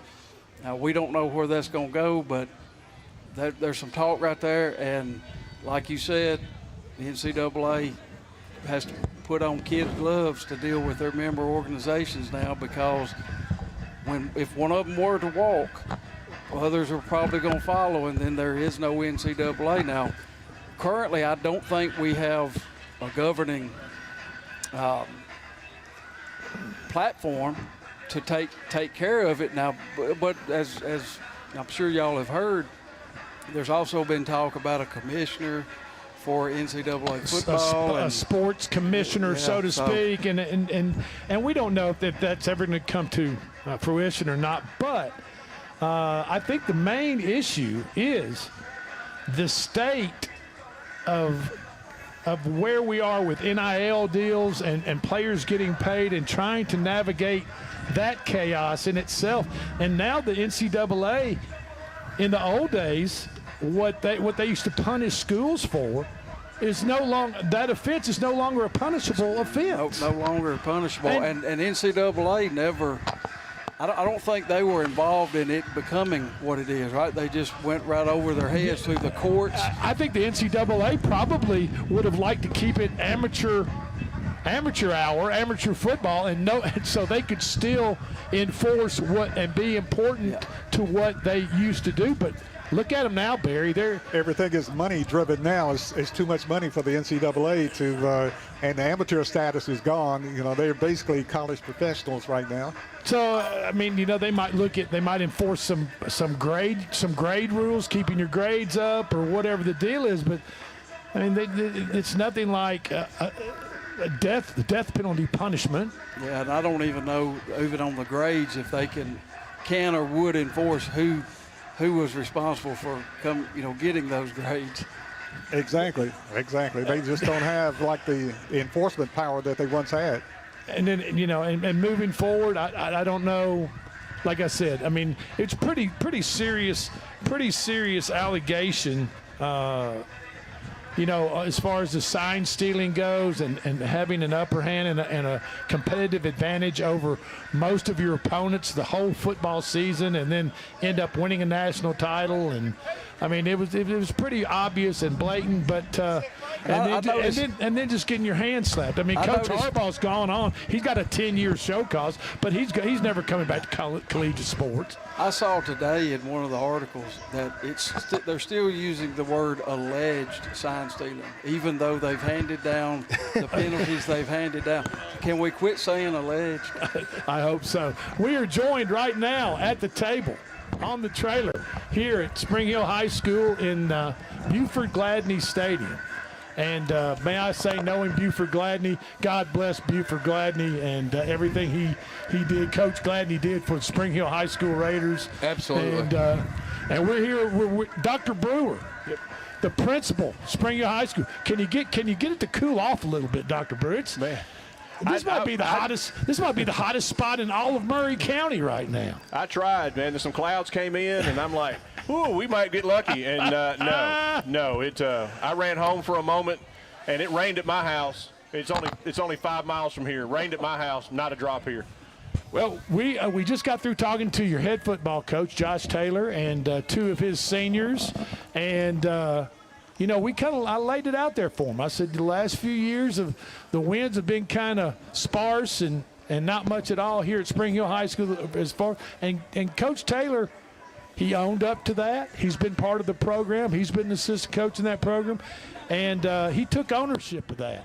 And in my opinion, that's what you got. That's what you got to have. You got to address the elephant in the room, change the culture, change the idea, get a new fresh start. And Coach Taylor's your man. Yeah, he's been doing a great job. Been coming out and watching the kids practice a little bit. And we had a scrimmage last Friday, and I really liked how physical the boys were. We drive and score on the first possession of the scrimmage, which made me feel good, and they saw some things they needed to correct. And then I remember after the scrimmage, I walked up to Coach Taylor and I said, "So what did you think?" And he looked at me and said, "What did you think?" I said, "Oh, no, it's not what I think right now. It's what you think." And well, now you're a former high school, you're a former coach yourself. I am. So you know what to look for. I know you had your eyes peeled on a few different things out there during the scrimmage. I did, but I'm trying real hard to stay out of Coach Taylor's business. He needs to coach, and he doesn't need me to coach him, right? He needs to make his own way, make his own, and I'll give him, if he comes to me and asks me for something, hey, what do you think about this, or how do I get set up for a Friday night? I'm more than happy to help him, right? But I'm not going to put myself in his business because I hired him to coach, and if I tell him how I'm going to do it, then it's my team, not his. Okay, so Dr. Brewer, being principal here at Spring Hill High School, every year, being principal and being the head coach of this high school, right, so to speak, it's like a brand new football season. I mean, every year is different. Your students change, your faculty changes. Tell us some of how everything's been going. I'll tell you, we've been really, really doing great these first couple of weeks of school. Kids are in class. Very positive attitude around the hallways. I meet with all the students the first week of school by grade and talk to them and just encourage them to, find success. And I can't speak to how positive everything's been. The staff, the kids, we've been doing an awesome job, and I feel like we're really going to make a difference with our kids, because they're engaged, our teachers are engaged, and we're just going to knock it out. Hey, we've got Murray County Public Schools Athletic Director Chris Pointer, and we've got Mr. Keith Stacy here. We don't have Eric Perryman here, but you were here while all this construction was going on. Yep. Now, look at it now, and be honest. Did you know it was all going to be ready to roll by the start? Did you say, "Oh, they got this. It's going to be ready to go by the start of the season"? Oh yeah, I wasn't worried about football season. We had some hiccups in the spring, but it all got done. It's beautiful. Our kids are excited to be on it. Our fans, our families, I hear a lot of great comments. They come down and see it, and they're like, this is amazing.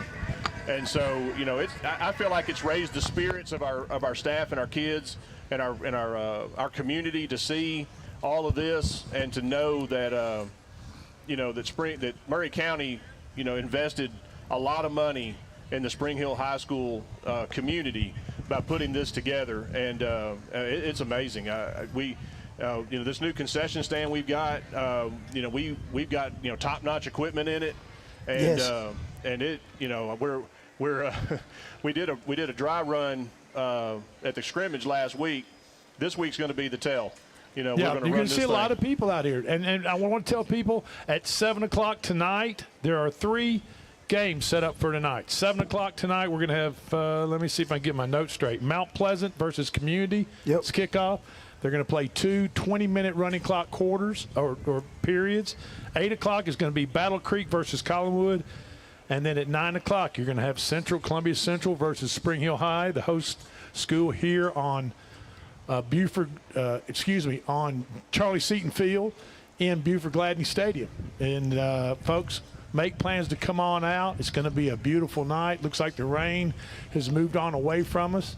It's a little warm right now, but by the time that sun gets down, we'll be ready to go.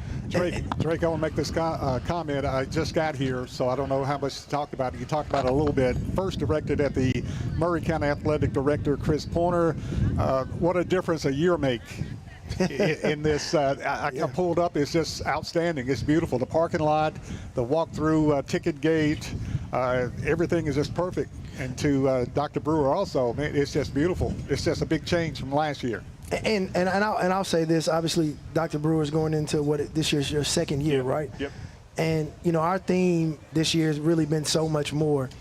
And I think when people think about coming to Spring Hill and what it used to be, and then pulling up on this campus now, is so much more than they could ever imagine. I mean, just the view from coming through the breezeway, and you just see this beautiful field behind us. They got to look at us today, but on any other day, if we're not up here, they're able to actually see the field and kind of just really look at it in awe.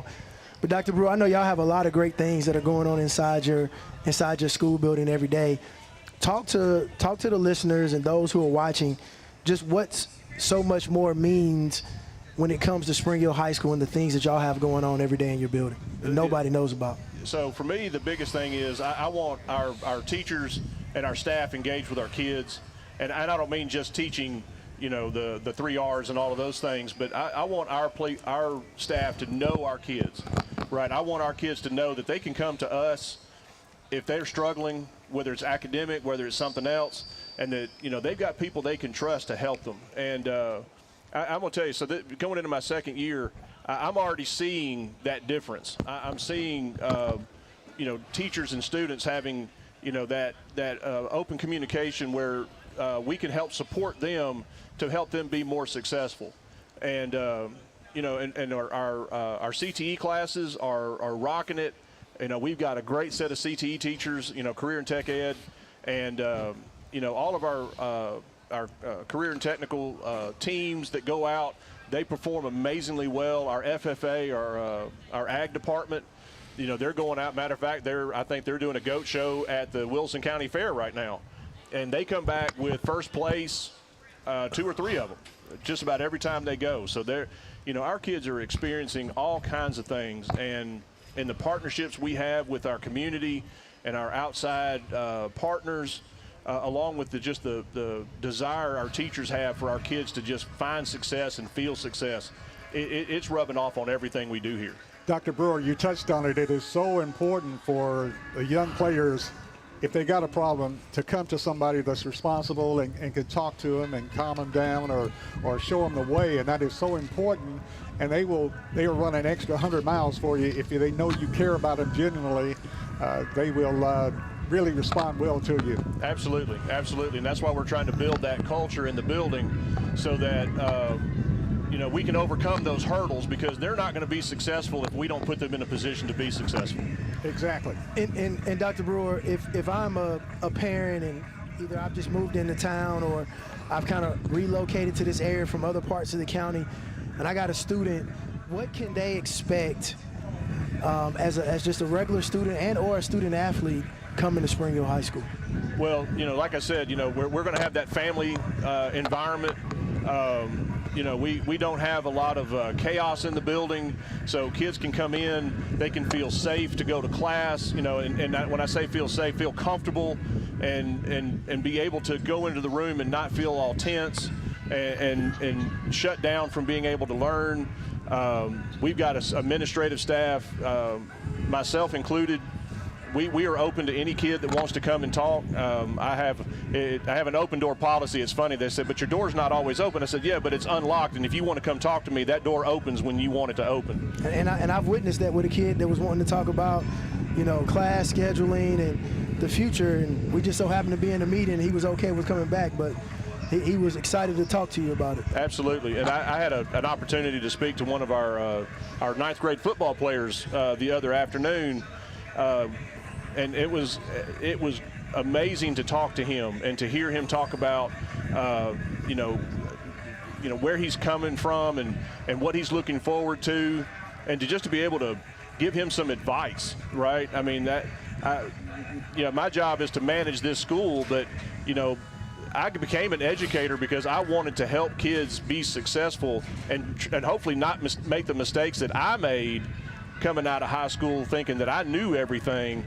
And it's great to talk to these kids because they really want to hear it. They take it to heart. They really appreciate the personal conversations that we have with them about future and what they can do. And I told somebody the other day, I was like, I'm never tired of coming to school.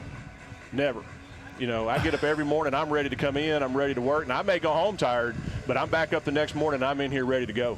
And that's called guidance and leadership, and they can tell what's real and what's not real. They can tell if you really care about them, and in this way the world's going now, they need all the care they can get. Absolutely, and so, that when you talk about trying to, a parent coming into Spring Hill High School, I want them to feel confident that their child is getting an education, but also can find a place to belong here, and so we do that through not just sports, but all of our extracurricular activities, our clubs, all of those things. We have places for kids to plug in, and we encourage them to do it, and we provide them time during the week to do that. During the day, a couple of days a week, they can go to clubs and things like that. We want them all plugged in, and we encourage it. And I tell people all the time, parents and anybody that wants to hear it, if you need something, you message me, I'm going to message you back. I'm not going to leave you hanging. And so I feel like that connection, that communication just makes all the difference in the world. And it does. It makes every bit of difference in the world when they can communicate with somebody when they have a problem or a question. Exactly. Dr. Brewer, you mentioned the fact that these new upgrades to this stadium and what that I think you said something to the effect that it's making our kids feel good about themselves, and we've talked about prior to all of these upgrades being made, and Chris has pointed it out for the last at least 2 years. So am I to believe that you are a proponent that if one looks good and has the things they need, that they're going to be better suited to be successful? I mean, absolutely. I mean, how do you not walk into this facility and just feel positive about what's going on here? We tell kids to dress for success, right? Well, that's what we're doing in here.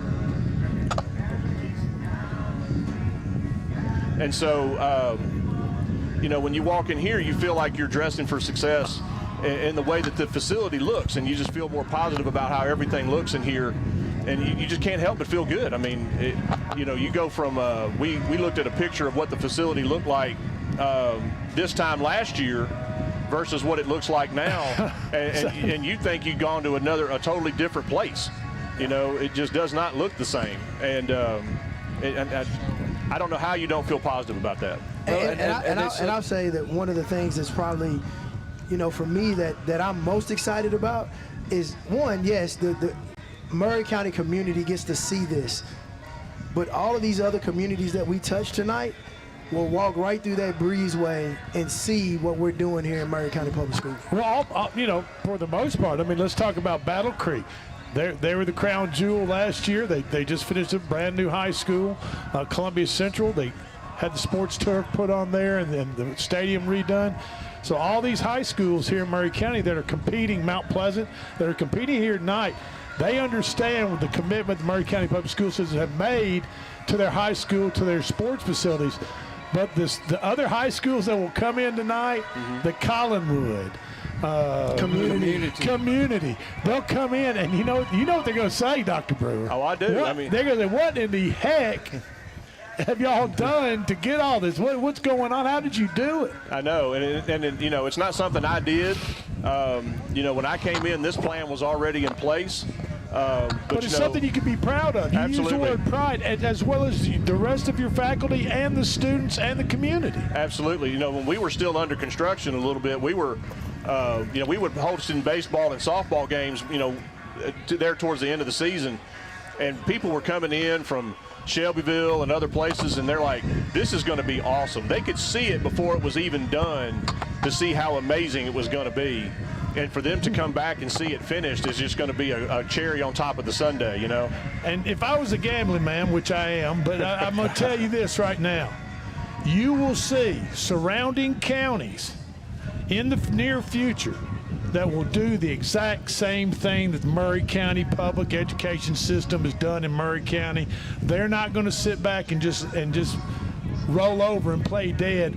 They are going to make an investment in their local public education high schools and middle schools, just like Murray County public school systems did. I promise you, you wait and see. It'll happen. I agree with you.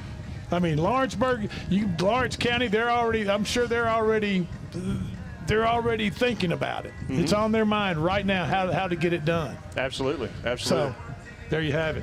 And speaking of football, I know you're the principal and athletic director here, administration here at Spring Hill. Have you been satisfied with the way the football program is going this year with the new enthusiasm and a new coach? Absolutely. You know, I really appreciate, you know, where we are, where we started, and what Coach Taylor has done. The kids are really, you know, responding to his leadership. You know, I come out and watch practice from afar. You know, like I said, I'm not out on the field, but you know, the kids are engaged. They're working hard. You know, we're changing divisions or regions this year. We're dropping down to a different class, and I feel like we have a chance to reset and really make a statement. And I'm literally looking forward to what our kids can do. And like I said, the scrimmage last Friday gave me a lot of good vibes and positive feelings about, you know, where they are. And you know, and one of the things Coach Taylor said we did good, but we got things to fix, and that tells me that he's always looking to improve, and I think that's going to serve the kids in this team very well. Well, I think we live in a part of the country here where everybody kind of has their favorite pair of old boots, right? Their most comfortable favorite pair of old boots, and now every now and then they wear the boots so much they get a little hole, or the sole gets worn out. They might get a hole in it, and they have to take it to the shoe shop and get them to put a new sole on it. But you know, you don't throw that old shoe away. You just kind of retread it, put a new sole on it, and that's kind of the way I look at Spring Hill High School right now. Yeah. You've got a new sole, you got a new tread right here in the sports, a beautiful baseball, softball, football stadium. I mean, it's been totally redone, but it's that same old comfortable shoe that we've always known as Spring Hill High School. Sits right here in North Columbia, South Spring Hill, whatever you want to call it, right on the line, right on the border.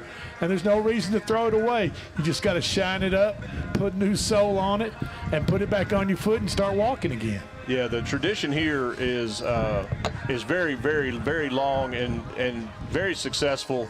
And I know this team and this coaching staff want that to be priority, right? We want to see that success. You know, you can say, well, you know, we rushed 100 yards more this game than we did the last game, which is great.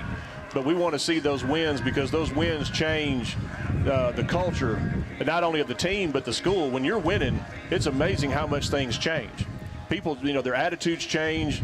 You know, the enthusiasm increases. It's just amazing. And so, I really want this team to win, to find success for themselves, but also because it'll make a big difference in this school. And you know as well as we do, when you walk around school and you have a sports team that's doing well, that's having success on the field, winning some games, that just makes the day, that makes the week go by quicker. You're looking forward to Friday, the pep rally or whatever it is. Everybody's in a little bit better mood. They're smiling a little bit more. And just the overall temperature gauge of the whole school is terrific. Yeah, you win on Friday. Monday, everybody's celebrating how Friday went. And they're thinking about the next game. Thinking about the next game, absolutely. And winning sets a precedence. It sets all kind of problems that you might have. It alleviates those problems. Yep. And it's contagious. Let's just be honest. Yes, it is. And you're talking about the students. They're happy to bring their friends in on a Friday night or whenever it is to go to the ball game. When you have a beautiful stage like this to sit and watch a ball game on, you're proud to bring your friends, your parents, your parents' friends, whoever, over to the ball to a field like this and facilities like this. Yeah, absolutely. There'll be 1,000 pictures taken tonight or more from parents, family members, friends, other people outside of the community, taking pictures of this field, taking pictures of their kids, and when they upload or show that on any social media site, everybody, the whole world basically is going to see what we're doing here at Spring Hill High School. I want to thank Dr. Brewer for coming up and talking to us. He's the principal here at the Spring Hill High School. Almost want to say the new Spring Hill High School. We're going to take a break. Appreciate you coming up, Dr. Brewer. Yeah, we're going to take a break. You listen to the Maury County Public School Game Day Show. We're at Spring Hill. We'll take a break. We'll be back right after this. Mezcal Cochina Mexicana. Delicious food and amazing service at an affordable price. Mezcal Cochina Mexicana. Located off of Nashville Highway in Neapolis, near Spring Hill High School, 2504 Care Lane. Authentic Mexican cuisine. Full menu. Family dine-in. Takeout. Delivery. Offering the best cocktails in the area. On the rocks or frozen. Pair your meal with our famous margarita. Don't forget, Mezcal Cochina Mexicana for your next meal. Check us out on Facebook. Visit Mezcal Cochina Mexicana today. Proud supporters of the Front Porch Sports Network. Tennessee since 1952. Hi, I'm Jimmy Ford, Foster Insurance Agency here in downtown Columbia. We've been here since 1952, located at 204 West 4th Street. We specialize in commercial insurance. We write home, auto, and life insurance. We write anything from your bulldozer to helicopter, from churches to bars.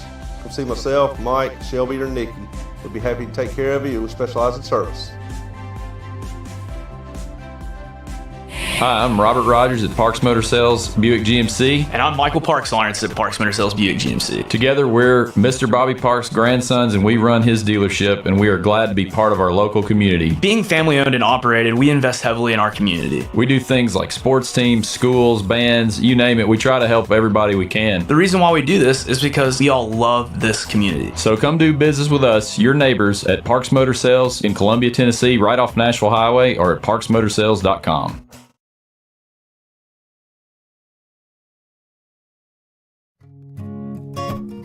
Hey, this is Trip Stoltz, owner of Columbia Ace Hardware. We are excited to announce that we have completely remodeled our store. We have expanded our selection in many brands including Milwaukee, Steel, and Big Green Egg. We have new inventory arriving daily, so come see the changes for yourself at 112 East James Campbell Boulevard, Columbia, Tennessee. Ace is the place with the helpful hardware, folks.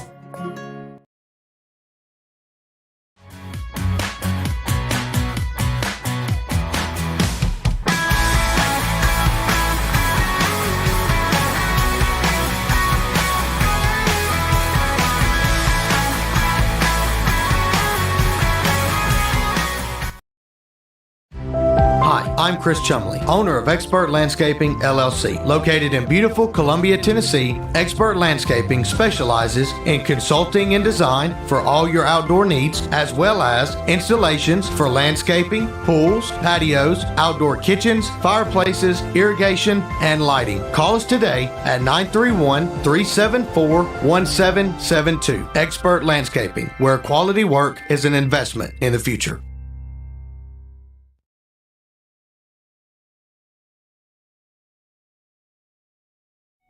Hello, I'm Rick Whitley. And I'm Daniel Pollard from Jones & Lang Sporting Goods. We would like to take this opportunity to thank all of you for the many years of support. Since 1966, Jones & Lang has been locally owned and operated and supplying teams from T-ball to college. Stop by and see what we can do for you. We offer a wide variety of services from silk screening and embroidery to our custom trophy and awards department. We're open Monday through Friday, 8 to 5, and Saturday, 9 to noon. Remember, Jones & Lang Sporting Goods, the look of a winner.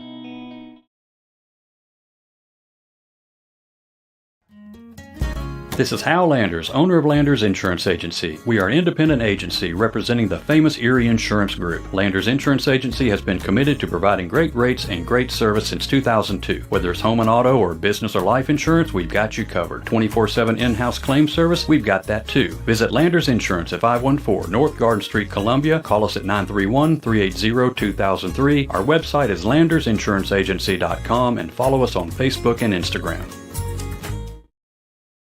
He shoots, and he scores!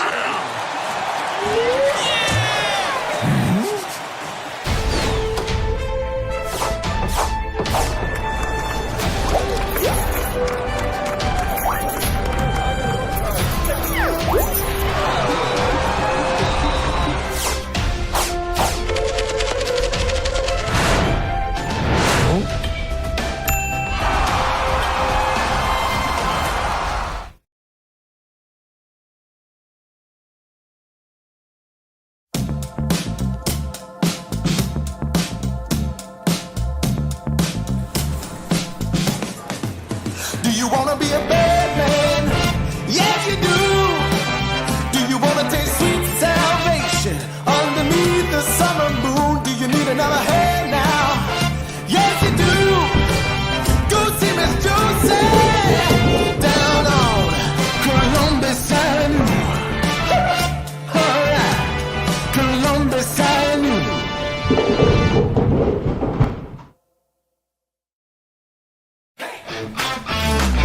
This is David Usselton with Usselton Automotive, located in Columbia, Tennessee. We service all foreign and domestic vehicles. We take pride in our work and we don't cut corners.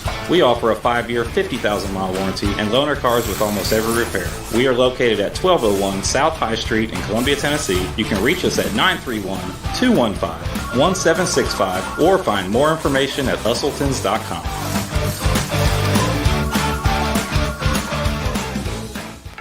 We all live very busy lives. Sometimes we just need a break. Wouldn't it be nice to have an extra pair of hands to help out? Let me introduce you to New Dawn Cleaning Service. No job is too big or too small because they do it all, from residential to commercial. They offer standard cleaning, construction cleaning, carpet shampooing, and window cleaning. Whether you are looking for a one-time service or regular scheduled cleaning plan, New Dawn is ready to help. With years of experience, you can relax, kick back, and call New Dawn Cleaning Service at 615-977-6901. We at Hollins Pharmacy must be doing something right. We've been providing pharmaceutical services in the Middle Tennessee area for over 60 years. The guiding principles of our business are fast, accurate, friendly, personal service. We do not have long waiting lines and our phone calls are answered by a staff member. We strive to get to know our customers by name, not just a date of birth or number. We are your locally owned hometown pharmacy and we appreciate your business. We urge you to come visit us at Hollins Pharmacy, 1608 Hatcher Lane here in Columbia. Hi, I'm Matt Perales, manager of Murray County Equipment. We help you with all your agriculture and construction equipment needs. We carry a full line of New Holland tractors from compacts to high horsepower. We have a full line of gravely mowing equipment. We also have New Holland construction equipment, attachments, and accessories for your tractors and a complete parts department. We are locally owned and operated. Come see us at 1075 North James Campbell Boulevard or learn about us on Facebook or contact us at 931-490-8183.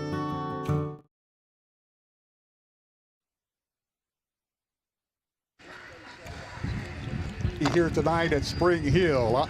I'm Barry Duke, along with Drake Colley, Jonathan Berry, and Coach Stacy. Also our engineer. is working hard tonight here in the sun. They got a nice warm breeze going. Yeah, our station manager, jack of all, she can do it all, folks. I'm telling you, setting up, breaking down, you name it. It's what happens when your employees go back to college. I know. Oh my goodness, which one was that, Clay? Lewis and P. Money. Lewis and P. Money are back up in Knoxville. They left this week. So class start Monday for those guys. Yeah. And I saw Clay. I walked into Clayton's office I think it was yesterday after both of them were gone. I caught him with a tear in his eye. I don't know whether that's because. No, that was sweat. That was sweat. Okay, that was sweat from having to do their job. Exactly. Okay, I got you. Okay. Oh my goodness. Well, good. I'm glad it was just sweat because I was worried about your mental state. Kind of being an empty nester with those guys going back to school. I mean. And they do an outstanding job. I want to compliment both of them. Goodness. Both of them do a tremendous job. Very young, but they do a great job. Outstanding. They got an outstanding Absolutely. We enjoy listening to them. in front of them. Yes. I'll tell you what, this radio station, this signal, along with 103.7 FM WKRM, are fortunate to have both of those guys working in the off season when they're out of school, and it'll be hard to hold on to them once they get that college degree, but sure would be great to have them both come back to Columbia and work. But didn't one of those young men play football for Columbia Central?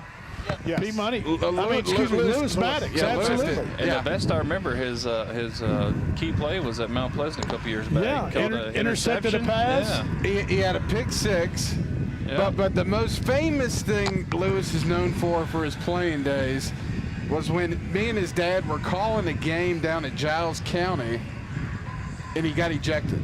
Oh my goodness! That was the. Who got his dad or Lewis? Lewis did. Oh, okay. I just want to make sure we need to clarify that. So having to handle Lee in that moment was quite unique. So he was announcing the game and got ejected from the press box. No. Lewis got ejected. His son got ejected from the game. His dad used to do the play-by-play. I got you. Yeah. So I imagine it was pretty tough keeping Lee calm down at that point. Not to let out a few expletives right there on the. For every famous moment you have to have at least one infamous moment. Absolutely, no doubt about it. Yeah. I was listening to the radio when Lewis got the pick six, and his dad was pretty excited. Yes, he was. He was proud dad, excited, very excited.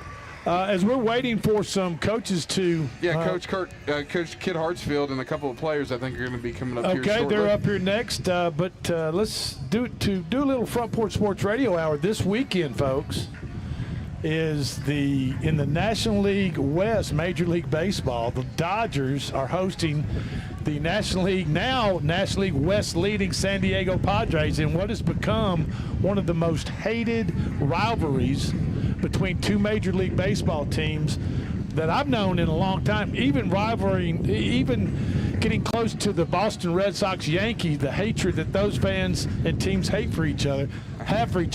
And guess what? July 3rd, the Los Angeles Dodgers had a 9-game lead over the Padres in the National League West. Now they're a game behind the Padres on August 15th, and they are going to play a 3-game set at Dodger Stadium this weekend, and then they play each other 6 out of their next 9 games. So it's a big series. It's fun to be watched. It's fun to watch that series. Well, and the Padres went out and really bolstered their lineup at the trade deadline. And the Dodgers didn't do much. They didn't. Well, they can't afford to. Yeah. I mean, they've already. They're already the biggest spenders salary-wise in the Major League Baseball. Well, I think they believed in their lineup too, that they didn't need to go out and absolutely. So here we are. I think possibly they have the best roster in Major League Baseball. Oh, but they've got Nashville's own John Overton High School, Mookie Betts, batting second. So, and he's getting paid a lot of money. So the Dodgers are really going to have to pick it up because they haven't been looking so great since 4th of July. Let's say they're a playoff. They're going to be a playoff team. I mean, they're going to make the run late, and then if you got to play us in a 7-game, I mean. It's going to be tough. It's going to be tough for anybody to beat them with the arms. Oh, Tony's coming on. I mean, he's pumping 101, 102. Think about the Dodgers since 2012. They have won the National League West 12 out of 13 years. And so they're just a staple. But they have literally they've had this collapse since July 3rd. So it's going to be an interesting race to see what happens. And oh, by the way, the best team in Major League Baseball right now, the Milwaukee Brewers. Milwaukee Brewers, absolutely. Okay, hey, we're going to take a quick break. This is the Maury County Public School Game Day Show. We're at the Spring Hill High School complex. That's right, Buford Gladney Stadium for the Maury County Public Schools Jamboree tonight. Kickoff's at 7 o'clock, first game, and we'll be right back. Hi, I'm Matt Corrales, manager of Maury County Equipment.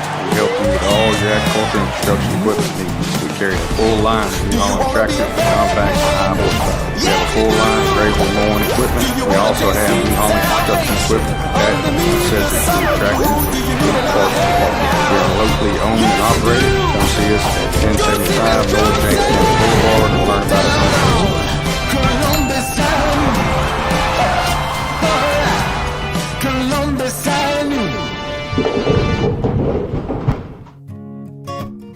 Hey, this is Trip Stoltz, owner of Columbia Ace Hardware. We are excited to announce that we have completely remodeled our store. We have expanded our selection in many brands including Milwaukee, Steel, and Big Green Egg. We have new inventory arriving daily, so come see the changes for yourself at 112 East James Campbell Boulevard, Columbia, Tennessee. Ace is the place with the helpful hardware, folks. Columbia Foodland is a locally owned and operated family grocery store with a full line of dry, dairy, frozen, meat, and produce items. We focus on keeping the freshest hand-cut meat and produce items daily with the most competitive prices in town. We offer weekly ad specials as well as in-store weekly specials throughout the store. Located at 427 West 7th Street in Columbia in the former Harris Foodland location. Columbia Foodland. We're here and ready to serve the wonderful people of Columbia and the surrounding areas.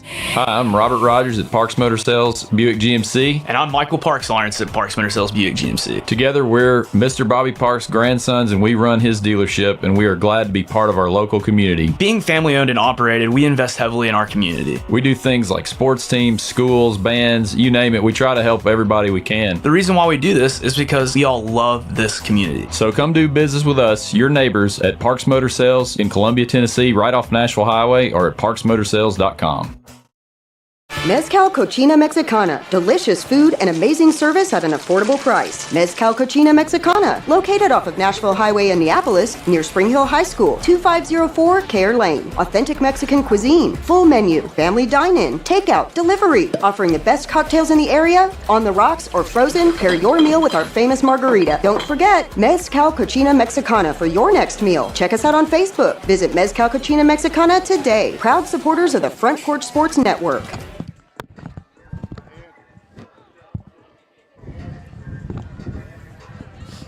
Welcome back to the Maury County Public School Game Day Show, the high school jamboree here at beautiful Spring Hill. I'm Barry Duke, along with Jonathan Berry, Coach Stacy, also Clayton Harris, engineer, and we have some coaches and players with us. Absolutely, we do. We first of all, we've got our first matchup tonight. The reason that we're here, the Maury County Public School High School Jamboree Kickoff Classic is tonight. Spring Hill High School, Buford Gladney Stadium on Charlie Seaton Field. And our first matchup of the evening, let me get my notes straight so I can make sure. At 7 o'clock, we've got Mount Pleasant High School Tigers going up against Community High School out of Bedford County. And we're fortunate enough to have head coach Kit Hartsfield with us. Coach, welcome to the Game Day Show. Thank you. And you brought two of your players with you tonight. You want to introduce them? I've got them right here. Let me do it. Carter Dunn, number 22, you're a senior. Yes, sir. Welcome to the show. You're wide receiver and outside linebacker. Yes, sir. And Carson Howell, you're also a senior. Yes, sir. And you're a left guard and defensive end. Yes, sir. And number 53 in the program in case somebody wants to look you up, right? Yes, sir. All right, Coach Hartsfield, what's going on? How's this year shaping up? Well, I guess that's what we're here to see. It's just a great night. A great event. This jamboree, and they do it right. Mr. Pointer and obviously everything with the athletic facilities in the county, that Ms. Ventura and Mr. Perriman have all supported. So we're grateful for that. But, tonight's just to kind of kick off the season, with a practice game, dress rehearsal. It doesn't count, but it's exciting. It's exciting for the community. Or would you say this year's team is veteran heavy, a little newer, younger players, or a pretty good mix of both? Yeah, I think we're somewhere in the middle. I think we returned about half our starters on offense and defense. We have 12 seniors.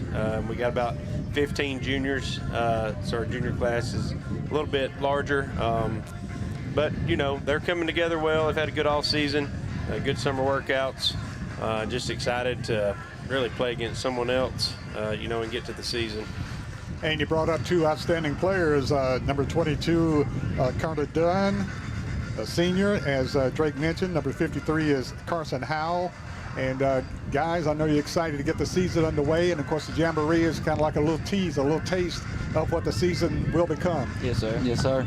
But you get a chance to hit somebody else, right? Yes, I mean, that's gotta you get out there and you're able to put your pads on somebody else rather than each other. Yes, sir. Finally see somebody in a different jersey. That's right. And hey, you get to go up against your Murray County kind of not rival, but not somebody you don't mind hitting probably over at Columbia Central. I mean, no, we play community. Community. Yeah. I'm thinking, I'm sorry. I'm thinking it's community high school. That's fine. But you don't mind hitting community either. I mean, anybody but each other. Anybody but each other. Somebody new. Exactly.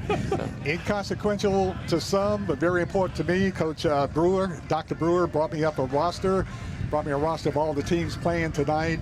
And one player that sticks out for Mount Pleasant, Coach Sarsfield, that really sticks out statewide, maybe nationwide, is Jaden McClure. He's ranked as one of the top players in the state of Tennessee. So the guys have to be excited, and you have to be excited about a player like Jaden McClure.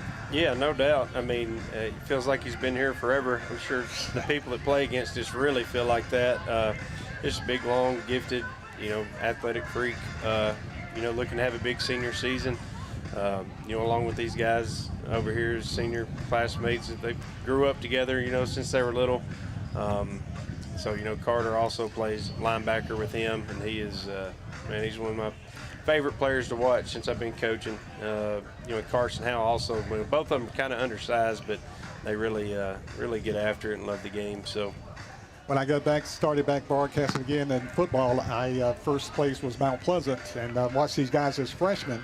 And now they're seniors, and I know you've seen a lot of growth in them from freshman to senior, and I know you're very proud of them. Yeah, no doubt. I mean, I've seen growth as far as playing ball better. I don't think either one of them's grown since 4th grade. About 6. Yeah, they know I'm going to joke on them a little bit. But, no, just good kids, just giving everything to the program and the team, and really selfless guys and guys you want representing you.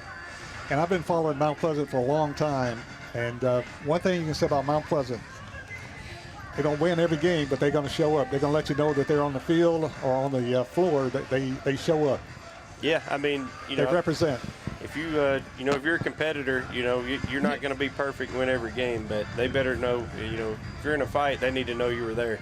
Exactly right. So who's your quarterback for the Mount Pleasant Tigers this year? Kel Scott is our main guy at quarterback. He's a junior. He's from Lawrence County, and he's doing a good job kind of taking on that role. It's really allowed J.P. Easterling to be the athlete that he is. Exactly. Playing both ways and a return man, and still take some snaps at quarterback as well as an athlete. So, that's kind of working out really well. And he does a good job of distributing it to our athletes out in space. Like I said, you brought two outstanding players up here with you. Carter Dunn, a senior, plays linebacker and wide receiver.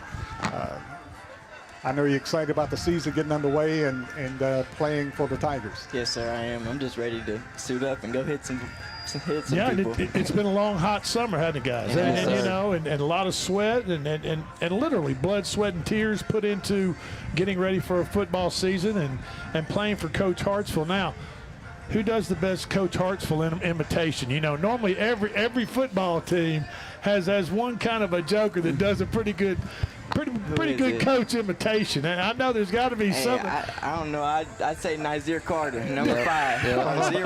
Well, and you know, that's just part of it. You know, you have to have a good time and have to have a little fun. But I'm sure Coach Hartsville will say, you have a little fun, but not too much fun. Because always, yes, sir. It seems like to me, Coach Hartsville, and playing for him, he's not a man of a lot of words. So when he says something, he means it, and you better take it to heart. Would you agree with that? Yes, sir, always.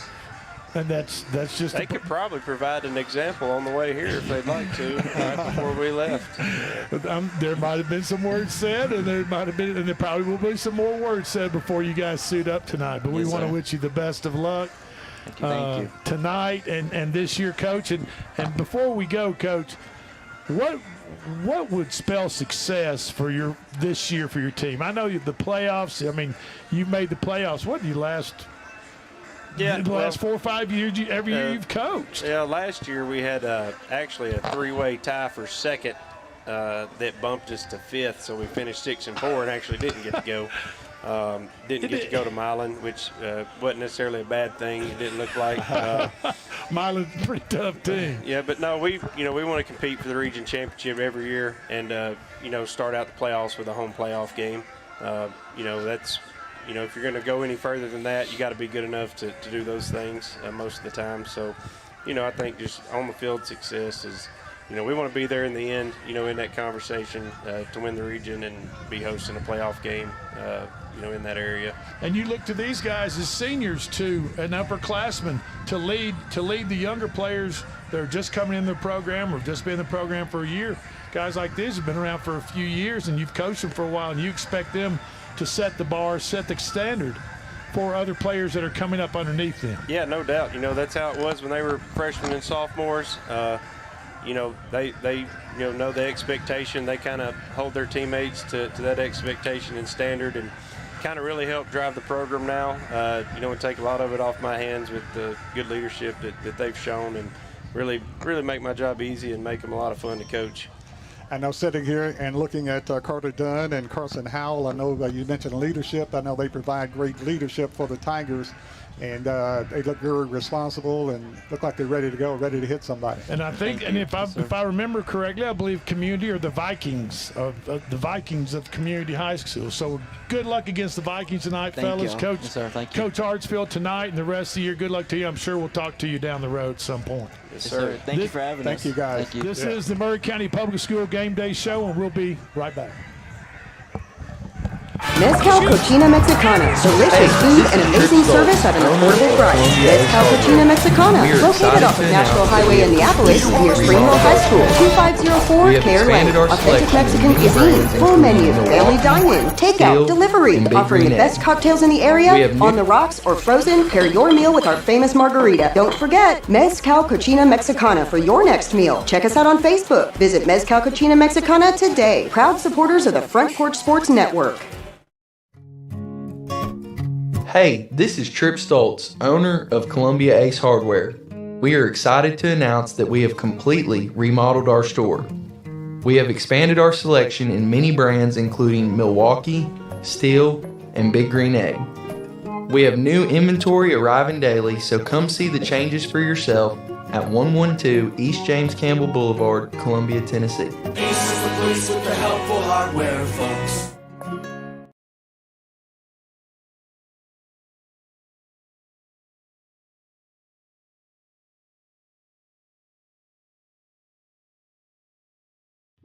Office space available in beautiful downtown Columbia. Kennedy Broadcasting Company, WKRM and WKOM, has 3 offices for rent in its downtown building. Each office is approximately 18 by 18, and each includes a closet-type storage area. Included are utilities, Wi-Fi, and communal break area. Contact Station Manager Clayton Harris at 931-626-3131.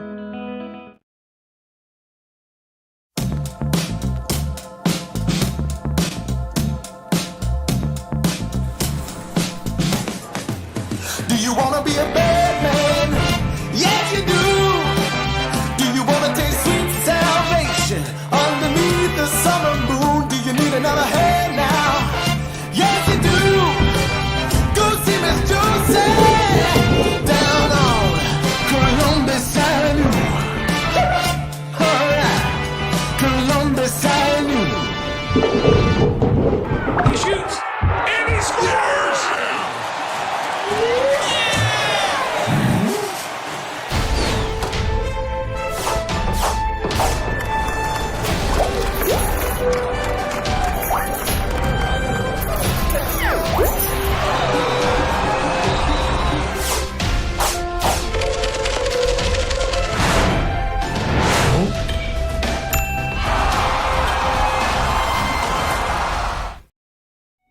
Hello, I'm Rick Whitley. And I'm Daniel Pollard from Jones & Lang Sporting Goods. We would like to take this opportunity to thank all of you for the many years of support. Since 1966, Jones & Lang has been locally owned and operated and supplying teams from T-ball to college. Stop by and see what we can do for you. We offer a wide variety of services from silk screening and embroidery to our custom trophy and awards department. We're open Monday through Friday, 8 to 5, and Saturday, 9 to noon. Remember, Jones & Lang Sporting Goods, the look of a winner. I'm Justin George. I'm Corey Muehlbauer. Together, we are Columbia Motor Company. Columbia Motor Company offers quality pre-owned vehicles at an affordable price, along with many financing options to keep you in your budget. We are veteran and locally owned. We are located just off of Carmack Boulevard in downtown Columbia. You can also follow us on Facebook and Instagram, or visit our website at ColumbiaMotorCompany.com. If you want a different and enjoyable car buying experience, please give us the opportunity here at Columbia Motor Company.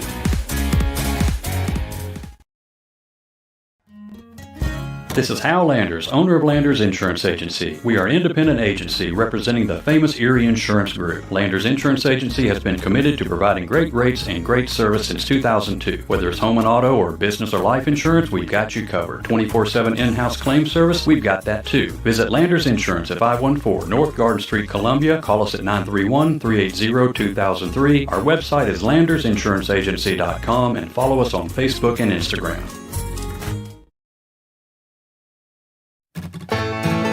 Farmer Johnny here, Taylor Family Farm. I want to give y'all a little look-see. We raise 100% non-GMO, grass-fed beef, pasture chicken, and pork on our family farm. Everything that we grow is raised with love and care to ensure the highest quality and nutrition for our family and customers. You can shop online at TaylorFamilyFarmTN.com or visit our farm store in person at Etheridge, Tennessee at 301 Dave Reisner Road. That's TaylorFamilyFarmTN.com for more information.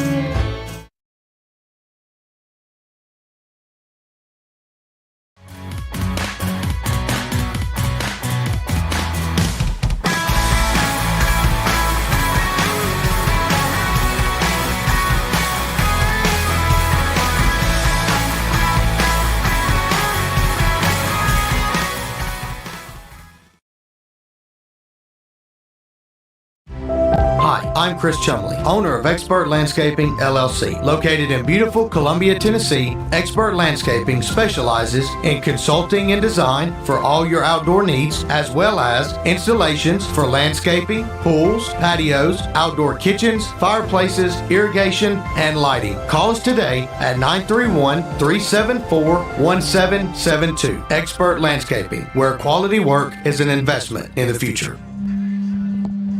And welcome back to the Maury County Public School Game Day Show, High School Jamboree here at Spring Hill. I'm Barry Duke, along with Drake Colley and Clayton Harris. I apologize. And guest, Chris Porter, Maury County Public School Athletic Director and guest. And Barry, we're just trying to get some of Mount Pleasant dignitaries up here to the table, and now we're being joined by Mount Pleasant High School principal, the man himself, Eric Hughes. I appreciate it. How you doing there, Drake? I'm doing fine. Barry? Fine, sir. And you? Doing pretty good. What have you been doing the last year? It's been about a year since we've I know it. Crossed paths, and we're trying to educate the young minds and the next leaders of Mount Pleasant. Well, you know what? I think you're doing a fine job. I don't care what anybody says. We got a good group of kids, good group of staff, faculty at Mount Pleasant. Makes my job pretty easy.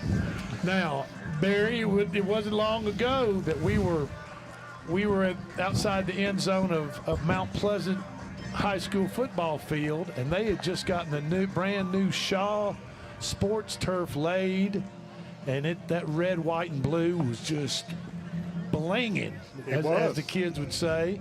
And I think they were the first school in Maury County to get the turf. They absolutely were, and and Eric, I tell you, you know how you felt back there. Back in those days, being the first school with that turf, I mean, you had to be like a proud papa in those days. Definitely proud, and I just come here to this first time I've been up here since they've finished all the renovation, and just how amazing it looks.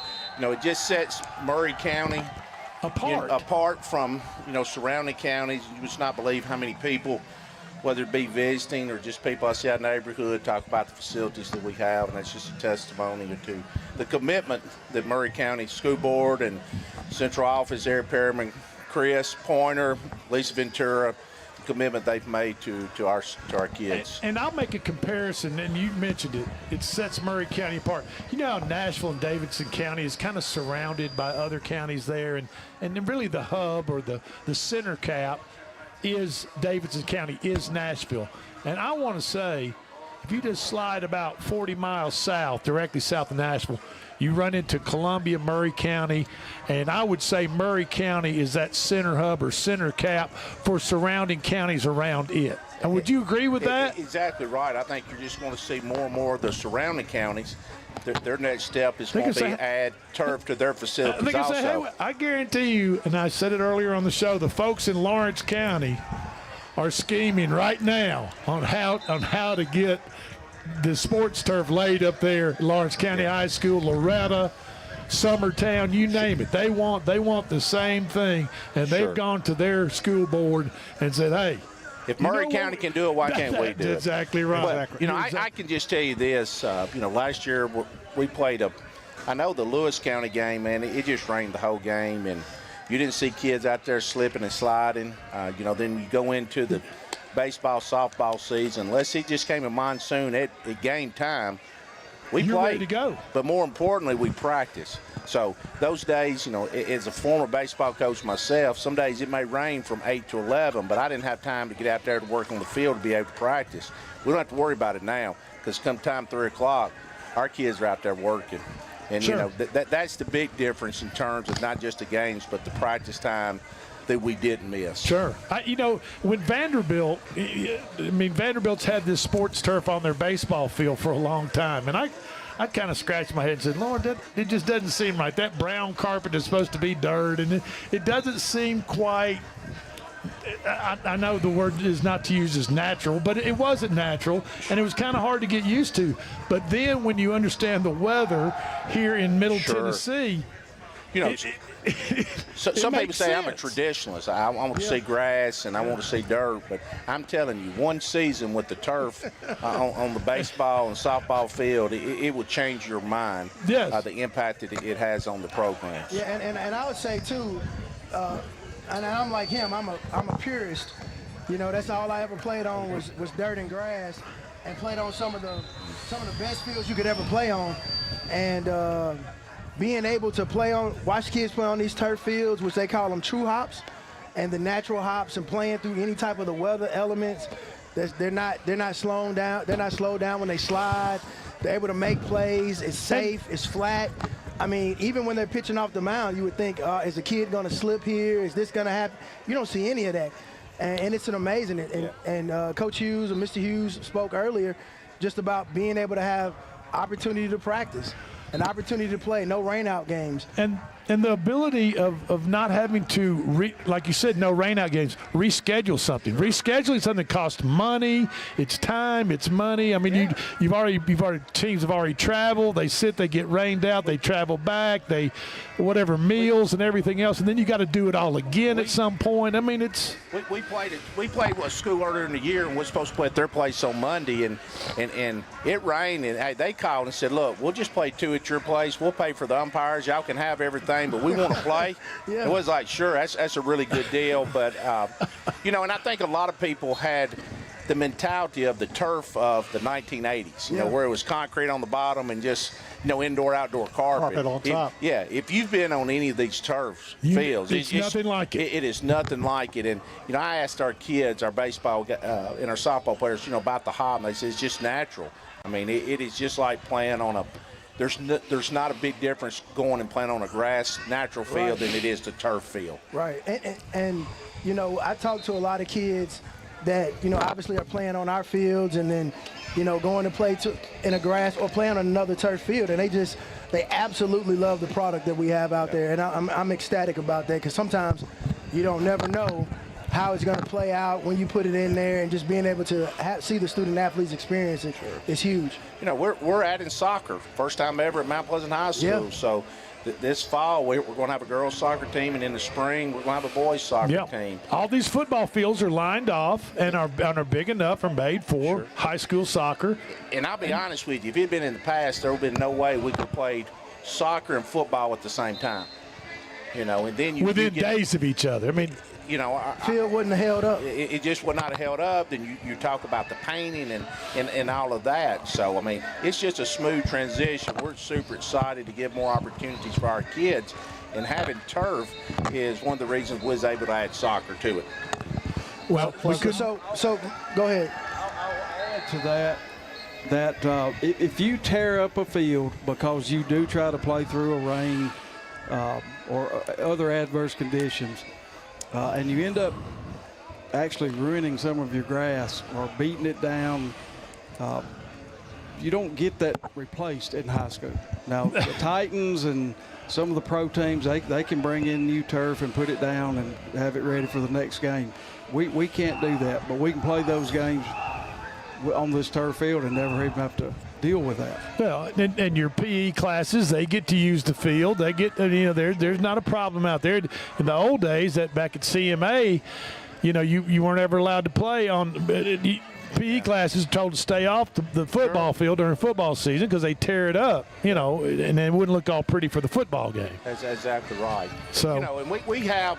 Now we've got middle school football. I mean, middle school football's always used our field. We got high school football. Now we have soccer.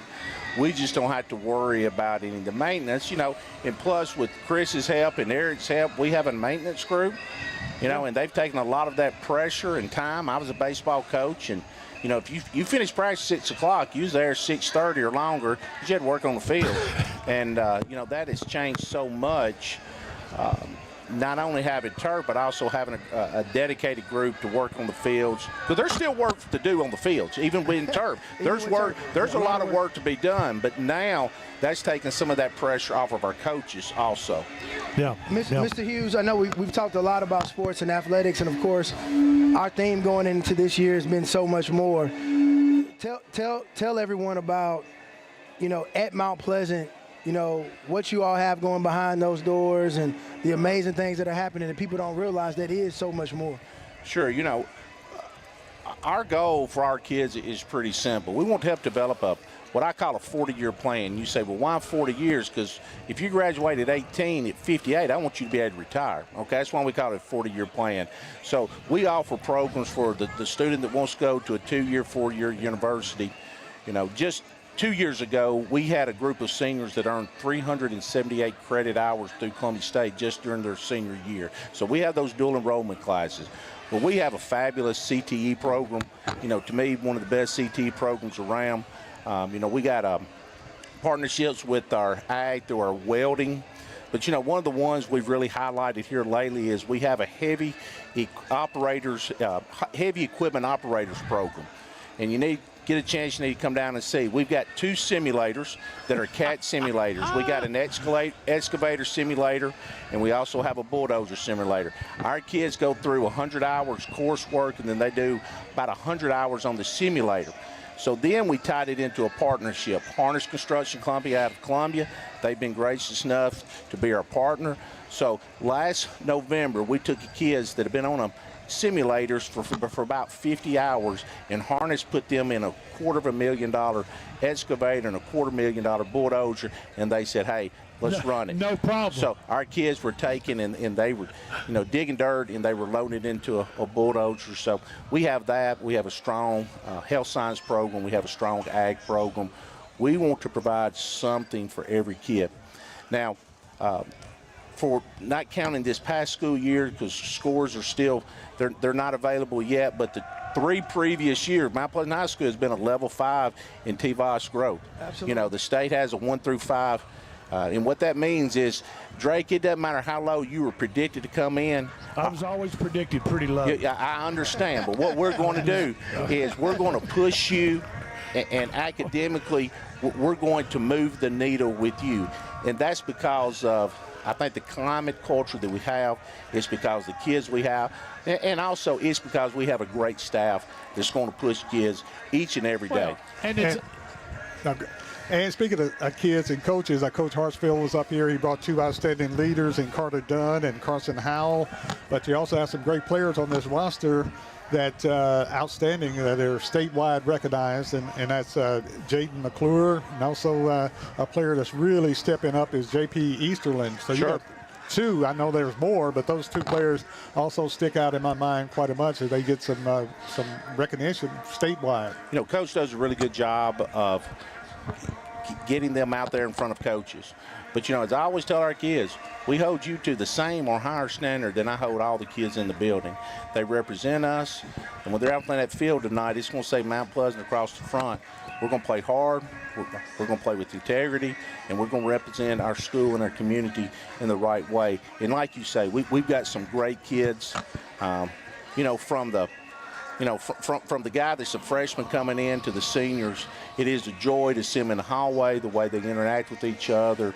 They're a team. You know, they had a bonding trip just the other night. They took them all to the bowling alley, and they're talking about all the fun that they had. You know, that coach does a really good job. Was able to add a few new coaches. I got a new O-line coach coming in the building. But, you know, when I got ready, I was talking to him about joining us. You know, he's talked about his passion for teaching, because he said, you know, a coach is a teacher first. And that's Jim Fishel. He came from us from after spending 3 years at Independence. And before that, he was at South Gibson. And, you know, you've heard of Union City back many years ago. He was head coach at Union City when they first started to make their run. So we're really proud to have him on board, too. Well, it really sounds to me like Principal Hughes, the main focus, I mean, at Mount Pleasant High School is, yes, to get kids a graduate to graduate, right, from high school, but also have them try to focus and beyond that, beyond your high school graduation. What are you going to get prepared for the next stage, right? And that's where all the vocational comes in. If we only are concerned with that student walking across the stage and not preparing them for the next 40 years, we're not doing our job. Okay. And I can appreciate that. And sometimes kids are unsure, so we want to provide them with different opportunities where maybe it will click. I had 2 sons graduated 2 years ago, and, you know, going into the senior year, one of them, he didn't know what he wanted to do. But, you know, through the opportunities, he thought he wanted to be a welder. Then he realized how hot it was going to be all the time. He decided he wanted to go to school. Those sparks will get you, It will. But we want to educate the whole child. It's just not about their athletic ability. You know, Jaden McClure, great kid. I'm not worried about what he does out here on the football field. I want to know what he's doing in my classroom. Absolutely. That next plan, that plan B for your terrific, very small percentage of your high school athletes, they need a plan B just in case something happens, and they have something to fall back on and carry on and be a productive member of society. Not everybody's going to be a doctor or a lawyer, so being able to work in the industrial business is very important. We've had kids go straight from Mount Pleasant High School to Lee Company. We have a HVAC partnership with Lee Company. Matthew Holden, who played football here a few years ago, he was 3rd in the class, but he wanted to go work, and immediately Lee Company, he got a job with them. So we try to match their interests and their talents, hopefully to a partner. That's very important that you reach all the students. Like I said, not everybody's going to be a doctor or lawyer, but somebody's going to be a plumber, somebody's going to be an electrician. That's right. And somebody's going to be a home builder or an engineer. So it's very important that you touch all the bases and reach all the kids. You know, I have to we have a lot of great, but have a construction program that he leads the heavy equipment, but also they've built everything from a tiny house to a full-size house to a greenhouse, and you know, he's providing those skills that will benefit students way beyond the years that they are in high school. You still got Coach Boyd with you running the... Coach Boyd is not only still with me, but if you hadn't heard, he's going to be the new head boys basketball coach. So Is that correct? He's got old dogs always come back home. They do. You know, when I first got the job, the first call was made was to him and said, hey, I need you back with me. And then after 2 years or 3 years, I kind of talked him into taking over the reins again, and he's super excited with the kids he has. I mean, they're already starting to do some conditioning work right now. Majority of our team is playing football, but he's got about 8 kids out right now. And when basketball season gets here, I'm sure we'll be looking forward to doing some broadcasts of Mount Pleasant and looking for his calm nature on the sidelines. Coach Boyd and just his smoothness and just nothing really ruffles his feathers, and that's what you can appreciate about Derek Boyd. You know, he's probably the most calm person I've ever seen on the side. He reminds me a lot of Bruce Slatton back in the day. I always tell the calmness of the officials. Coach Bruce Slatton. That's a lie. But Barry, I will say this: I've ever heard. We would have Drake refereeing. If I said one word to Drake's over there give me the look, wanting to tee me up. Derek's chewed him out the whole game, and next thing you know, they're patting each other on the back. Now I don't know what it. You've got Coach. I mean, Principal Hughes. You've taught class. You've had your class favorites. And then, I know. But he's admitted it now. One of my class favorites. He's just one of my favorites. Now, I will say this too. We're really excited. We got a new girls basketball coach also, Coach Janelle Stewart, and we're really super excited. And man, she's been working these girls this week. I saw them, and let me ask you this real quick before we cut off the air, but. Tell us a little bit about the enrollment at Mount Pleasant and what you know about elementary, middle school, and high school, and the increase in numbers. Has there been a jump? Has there been a spike? Right now, the high school level, we're about 385 around that area. You know, the elementary school be over 500, the middle school be over 500. And how are those numbers compared to the last few years? Last few years, we would fluctuate. We're pretty much the same. Okay. Now, if they build all those houses they're talking about at Zion Acres and in Mount Pleasant area, boom, here we go. It could really jump up.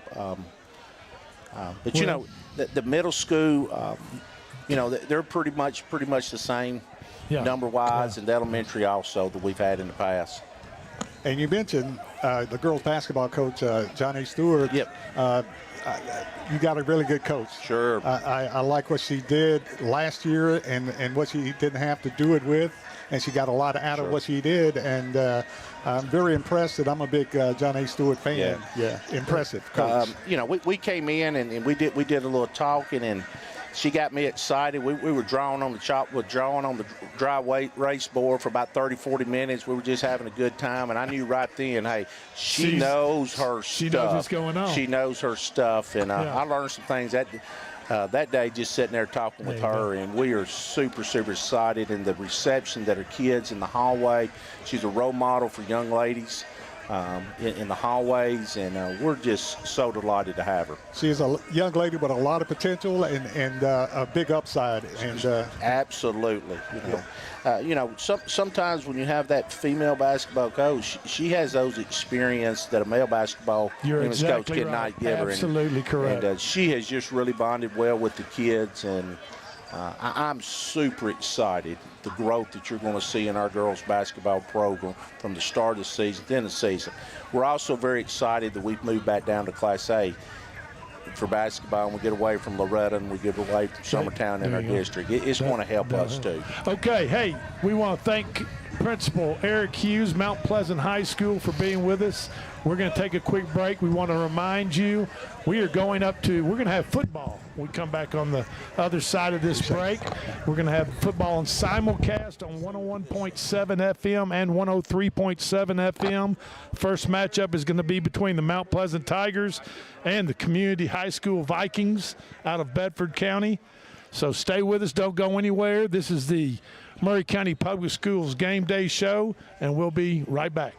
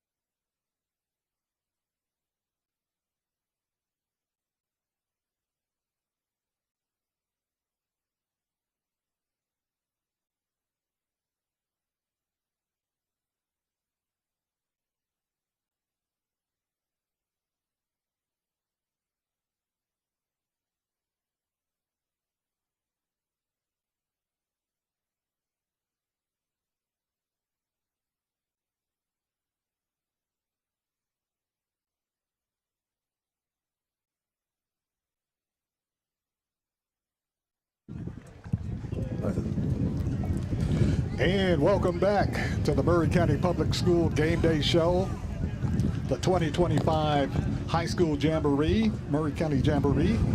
We're at Spring Hill High School, beautiful new and improved field and field house and parking It's gorgeous, lot, everything. absolutely gorgeous. And people are filing in by the busloads almost.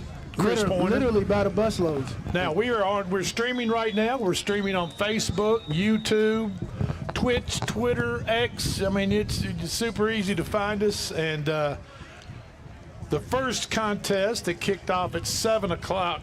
7 o'clock. I'm sorry, it was 7 o'clock. It was 7 o'clock. It was 7 o'clock kicked off. It seems like with 10:49 to go in the first period, Mount Pleasant has a 7-0 lead on Community High School out of Bedford County, the Vikings of Community High School. But right now on the Maury County Public School Game Day set, we are fortunate enough to have Coach Justin Burrow. Clifton Burrow. Now, wait a minute. Hold on. Don't start throwing me curves. Over here it says Justin. It is. First name Clifton, man. Named after my great-grandfather. Oh, okay. All right. You should take that word there with pride. How about we just go with Coach Burham? Is that cool with you? Yes, sir. Okay, we got Coach Burham, and he's brought two of his players for the Grizzlies. And, I got it mixed up a little bit. The Grizzlies that's Battle Creek High School. The Bears, Battle Creek Middle School. Yeah, we're the grown version. And That's the Cubs. And then the Cubs are the elementary school. That's we got correct. it all Yes, over. sir. You got So, the grown Battle you- Creek proper, as we like to call it. We the big dogs. You got small, medium, and large. Yep. And Yes, so sir. you all are the large version, okay? And the players are Lazarius Williams, a 5'11", 195 linebacker, running back, and also number 21, Aiden Barber. Barber's a 5'10", 180-pound linebacker tight end with us. And, Coach, tell us a little bit about the guys and how excited you are about tonight's game. Man, we had a really good last year on the JV level, so we'll be able to bring it up to varsity this year and get after it. We're looking forward to it. The boys busted their butt all summer and put in the work necessary to have what we would think would be a successful year coming up. We're looking for growth in everything we do, and if we do that, we'll be all right. And not that it didn't count last year, but it really counts now. You're playing for real. I mean, playing a true schedule now. So I know you're excited about really playing now and competing for a championship. Yes, sir. So to be able to jump in the 4A classification, Region 5, it of course has a heavy hitter in there in Marshall County. But right. After that, it's kind of wide open. And with us being so young, we're looking to go in and compete and see if we can find our way to getting into TWA playoffs the first year as a varsity level program. Coach Burham, this being your second year Yes, sir. In Maury County Public Schools, and you've been a lot of places, and you've been in a lot of high-profile places as far as schools are concerned. Talk to me about what excites you about, Maury County Public Schools, but also excites you about being at Battle Creek High School compared to where you've been. Man, Battle Creek has been an amazing place. From the kids showing up and grinding, like I say, we probably, on paper, we had anywhere from 78 to 84 kids on paper throughout the summer. And I guarantee you, we probably had nothing less than 69, 70 average at practice. So to have those type of numbers on paper and those many kids show up, and they come in today with 74, 77 on roster. Freshman and sophomore? 9 through 11. Oh, 9 through 11. 9 yeah, through yeah. 11. Yeah. And I think we don't even have 20 juniors on the team. Oh, wow. So we're really young, but they get after, man. So you really got an up-and-coming team with the freshmen to juniors, so you got an upcoming team to build on. Oh, yes, sir. Yes, sir. And what excites you the most about going into this year? Man, my kids always find a way. If I challenge them, they find a way to meet that challenge. So the goal this year is to grow in everything we do and find a way to get us in that playoffs. And when November, that first Saturday in November comes, everything resets 0-0, and go out there and swing the axe, and whatever happens, happens.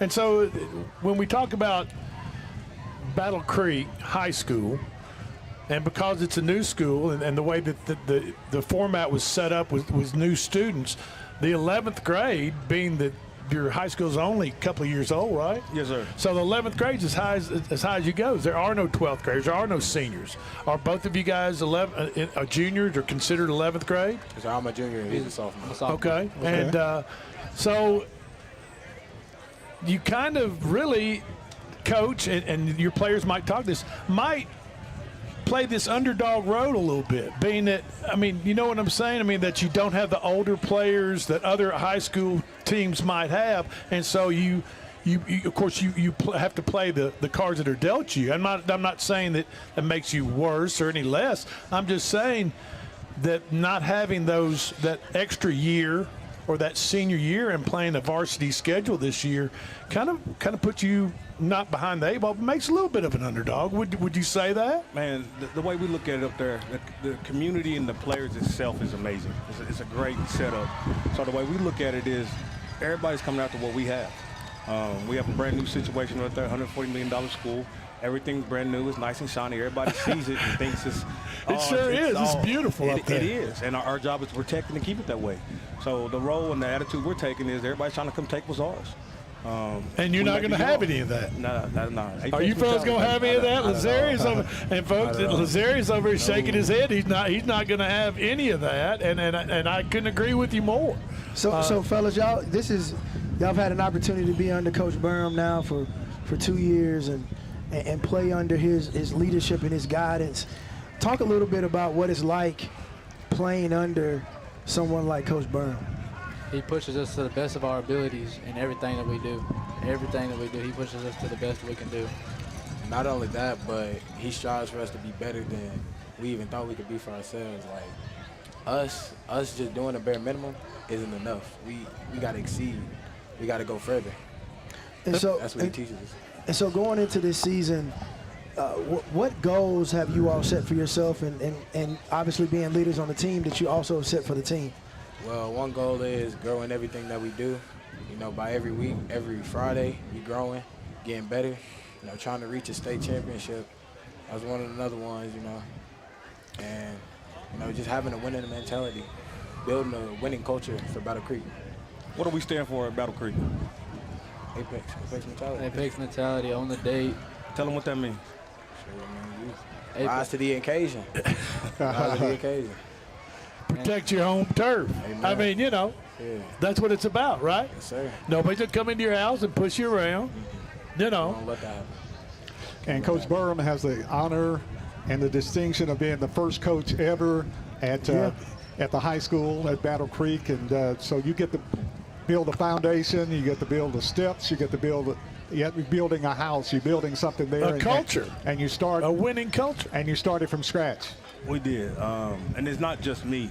It's what my administration allows us to do as a team. Mr. Kennard and Mr. Thomason and Dr. Teep and now Mr. Cherico, man, they support us in everything we do, and they see the vision, and we're just following their vision that they set for the school, and we're just instilling that vision into our athletic program. Mainly the football program is what I'm in charge of. So to take their leadership that they want to see as a whole, and for me to instill that in this program is what we're trying to do. He's a hard worker. He expects perfection.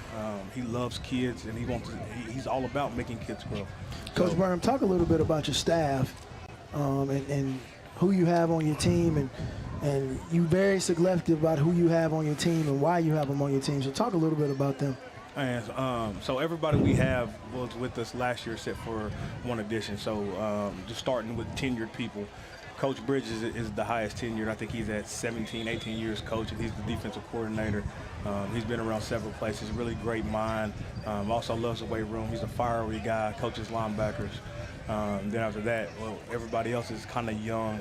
Coach Daugherty was actually at the middle school and came over with us. He was a detective in Columbia. He played at Bethel and UNA, quarterback guy. He's been coaching 4 or 5 years now. Under that is Coach Warfield and Coach Young. Coach Young and Coach Warfield both first year coaching was last year, and they've grown tremendously. The best part about all my guys and staff is, yes, we can teach them football and we can get to the X's and O's, but they're in the better developing men.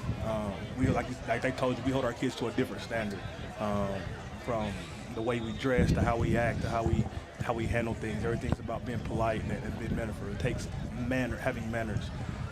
It takes nothing to be nice to someone. You can change somebody else's day. You never know who they are. So my guys know that's what we're about. We know we're about developing young boys to become men, and we do that through football. Football teaches you life lessons, from adversity to having fun to if something's out there and you want it, you got to find a way to go take it. That is what we're about. And of course, I've always liked to ask the players when I get players up on our stage, on our game day stage, and you're two-way players. Lazarius, you like hitting, you like scoring touchdowns, or you also play outside linebacker, right? So you like hitting, sticking somebody, or you like scoring touchdowns? I love scoring the touchdowns. Okay, and I'm gonna stop you right there because you know what the girls like. The girls like people that score touchdowns. I'm just going, and we all know that. Now, now, what about you, Aiden? Hey, you I don't care about all that. I like hitting. Oh, you like hitting? Okay. I'm a defensive guy. And see, we got the camera on the players over here, but I can see Coach Burrow over shaking his head. That's what I like to hear right there. He's not worried about tight end. Tight end's gonna block and catch a few passes, but if he's gonna play linebacker, you ready for him to hit somebody? Well, the first day we get out there and we're running around, we was at the middle school last year, and we get the helmets on for the first time, and we're going through 707, and I'm just assuming the guys know we're in helmets, that we're going to tag off and we're not going to tackle. And we throw a little flat route, and I see this kid come flying like a heat seeking missile on Decletus, and I'm like, who is that? And it was Aiden Barber, and he's like, my bad, coach. I got the helmet on. I just had a flashback. So, and speaking of what he does. And speaking of the helmets, fellas, pick up the helmet in front of you. Show the folks. Look at those claw marks right across the top. Those are cool. Yes, sir. Who did the design on the helmet? Those look good. They got the Battle Creek on one side, the bear emblem on the other. Whoever it is got some swag on it. Those are cool. Those are cool. They look great. So Coach, obviously being there 2 years, creating tradition is something that's important. And, I track y'all. We talk all the time. But talk about, some of the traditions that you all have started, some of these legacy pieces that I know you want to be continuing on 50, 60, 70 years from now. So you brought up the helmet. So one thing we do every year is we call decal with loved ones. So they got to earn that right to put that grizzly on there and those claw marks and that scripted Battle Creek with that Tennessee flag on the back. They got to make it through the summer. They make it through the summer, then they get to invite their loved ones over to the cafeteria the day before the jamboree. And their parents and help them stripe those helmets. So the reason being they do that is when you're out there and you fighting that adversity and you got to find a why, you can look at that helmet and know your family helped you here. Your family is the reason why you're here. And you find a way to succeed. So that's one thing we do. We also do a mom's morning, so we usually do it the 1st or 2nd July Saturday back in July. We invite the moms in. We put them through a workout, put them through a practice. The boys are serving breakfast. We put them through like a little OTA of what we do. And what do you feel doing those traditions? What do you feel from your heart, or what do you feel that does for a team, the cohesiveness as a unit? Well, for me, it all starts, we call it the 3 F's, faith, family, and football. You got to believe in a higher power. You got to know, for me, it's Jesus Christ, our Lord and Savior. And then underneath that is my family. I spend a lot of time with these boys. Sometimes I spend more time with them than I do with my own kids. So we got to have a family, and they got to be able to take tough love. You can't grow without tough love.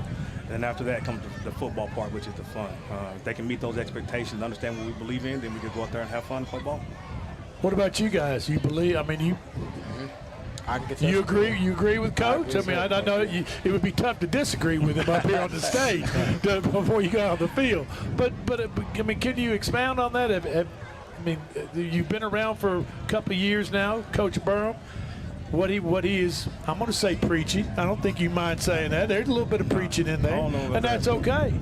But there's a sense of accountability that he looks for his players, his assistant, himself, his staff, whoever. That there's a sense of accountability that he looks for in his players. Would you agree with that? Yes, sir. Absolutely. Very much agree to that. Coach Brown, as I said, he will hold us up to a higher standard. He'll make sure that everybody on the team is good. Good sense of that. And there's nothing wrong with that. I think it makes you a better person. And I think all of us could be better people. Now they tell you that now. Now when they over there rolling, from goal line to goal line, when they do what they ain't got no business. When we rolling, it's a different story. Different words to be said, but we're not rolling right now, Coach. So. That's real. That's real. So I want to ask Lazarius and Aiden, what are you looking mostly forward this year? I know it starts tonight with the Jamboree, but what are you guys looking forward for the rest of the season? I'm looking to have a winning season and come out and just like set it off right. Like start this program off right and just come out. I'm looking forward to building the culture around Battle Creek. We're the first. This is the first varsity year of football, so that's we true. Got to set that standard. Historic year. And you guys and Coach Burrow, I mean, it's kind of a unique situation at a new high school because you're setting the bar. You're setting this. You get the chance as the first senior class, first full varsity class in Battle Creek High School to set that bar and set that standard of winning and that culture of winning. Yeah. I mean, that's kind of a load. That's kind of a burden. Or I don't know if a burden, but a load to carry. Well, we tell our boys, pressure does what, two things? It builds diamonds.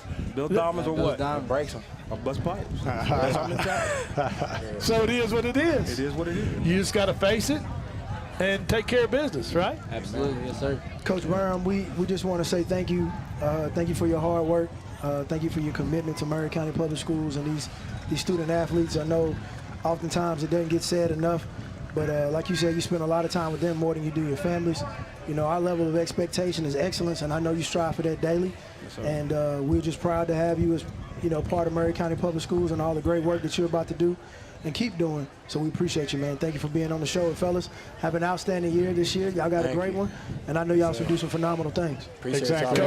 Looks like your fan support is just outstanding. Great crowd support, fan support. We've got folks right out here in front of us watching you guys on. Great community up there, man. If we ask them for it, they usually get it done. They find a way. It takes a village. I love about it. Oh, it definitely does. And our village is huge, so I couldn't complain. Thank you, Coach Byrne, for being with you guys. Thank you for being with us. Best of luck tonight and in the future this year, and we look to talk to you soon. We'll be back here in a few weeks. I promise you that. And we look forward to seeing you get that first win for the varsity for the whole school. So that should be historic and monumental. Yes, good luck to y'all. Absolutely. Yes, sir. Thank y'all, and go Grizzlies. This is the Maury County Public School Game Day show, and we will be right back. Love you, Mom.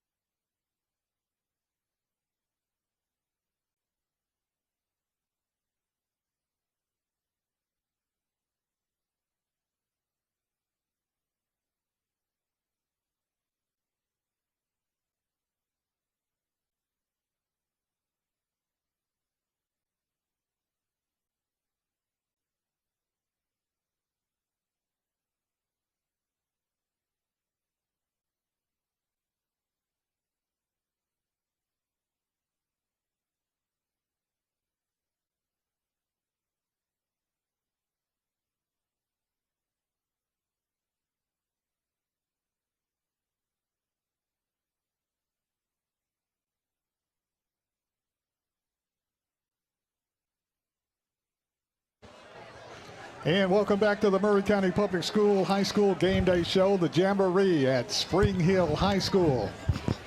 Joining us right now is the principal of Battle Creek High School, Mike Kennard, and also the athletic director, Brianna Green. And good to see you guys tonight. Thank you very much. Good to be here. Great to be here. Thanks. I know we talked to Coach Byram, and making history because what he does, not tonight, but next week, it starts, if he gets his first win, that'd be the first win officially for the school, for the football team. And that's pretty exciting news right there. Yes, sir. It's very exciting. I know our boys are excited. Cheerleaders are excited. The entire school is really looking forward to this football season. We had a great football season last year, but we tried to turn Monday night football into Friday night football, but we're ready for Friday night football. Principal Kennard, the last time we talked, I want to say it might have been at Battle Creek when we got together and talked with you and Brianna also. And that's when Battle Creek was brand new and shiny, and I mean it looked good. They literally that afternoon, as our set was being put together and everything hooked up, they were laying the asphalt directly behind us in the parking lot. That's how new the school was. And you know what? I could just tell you guys couldn't be prouder to be a part of the Battle Creek community.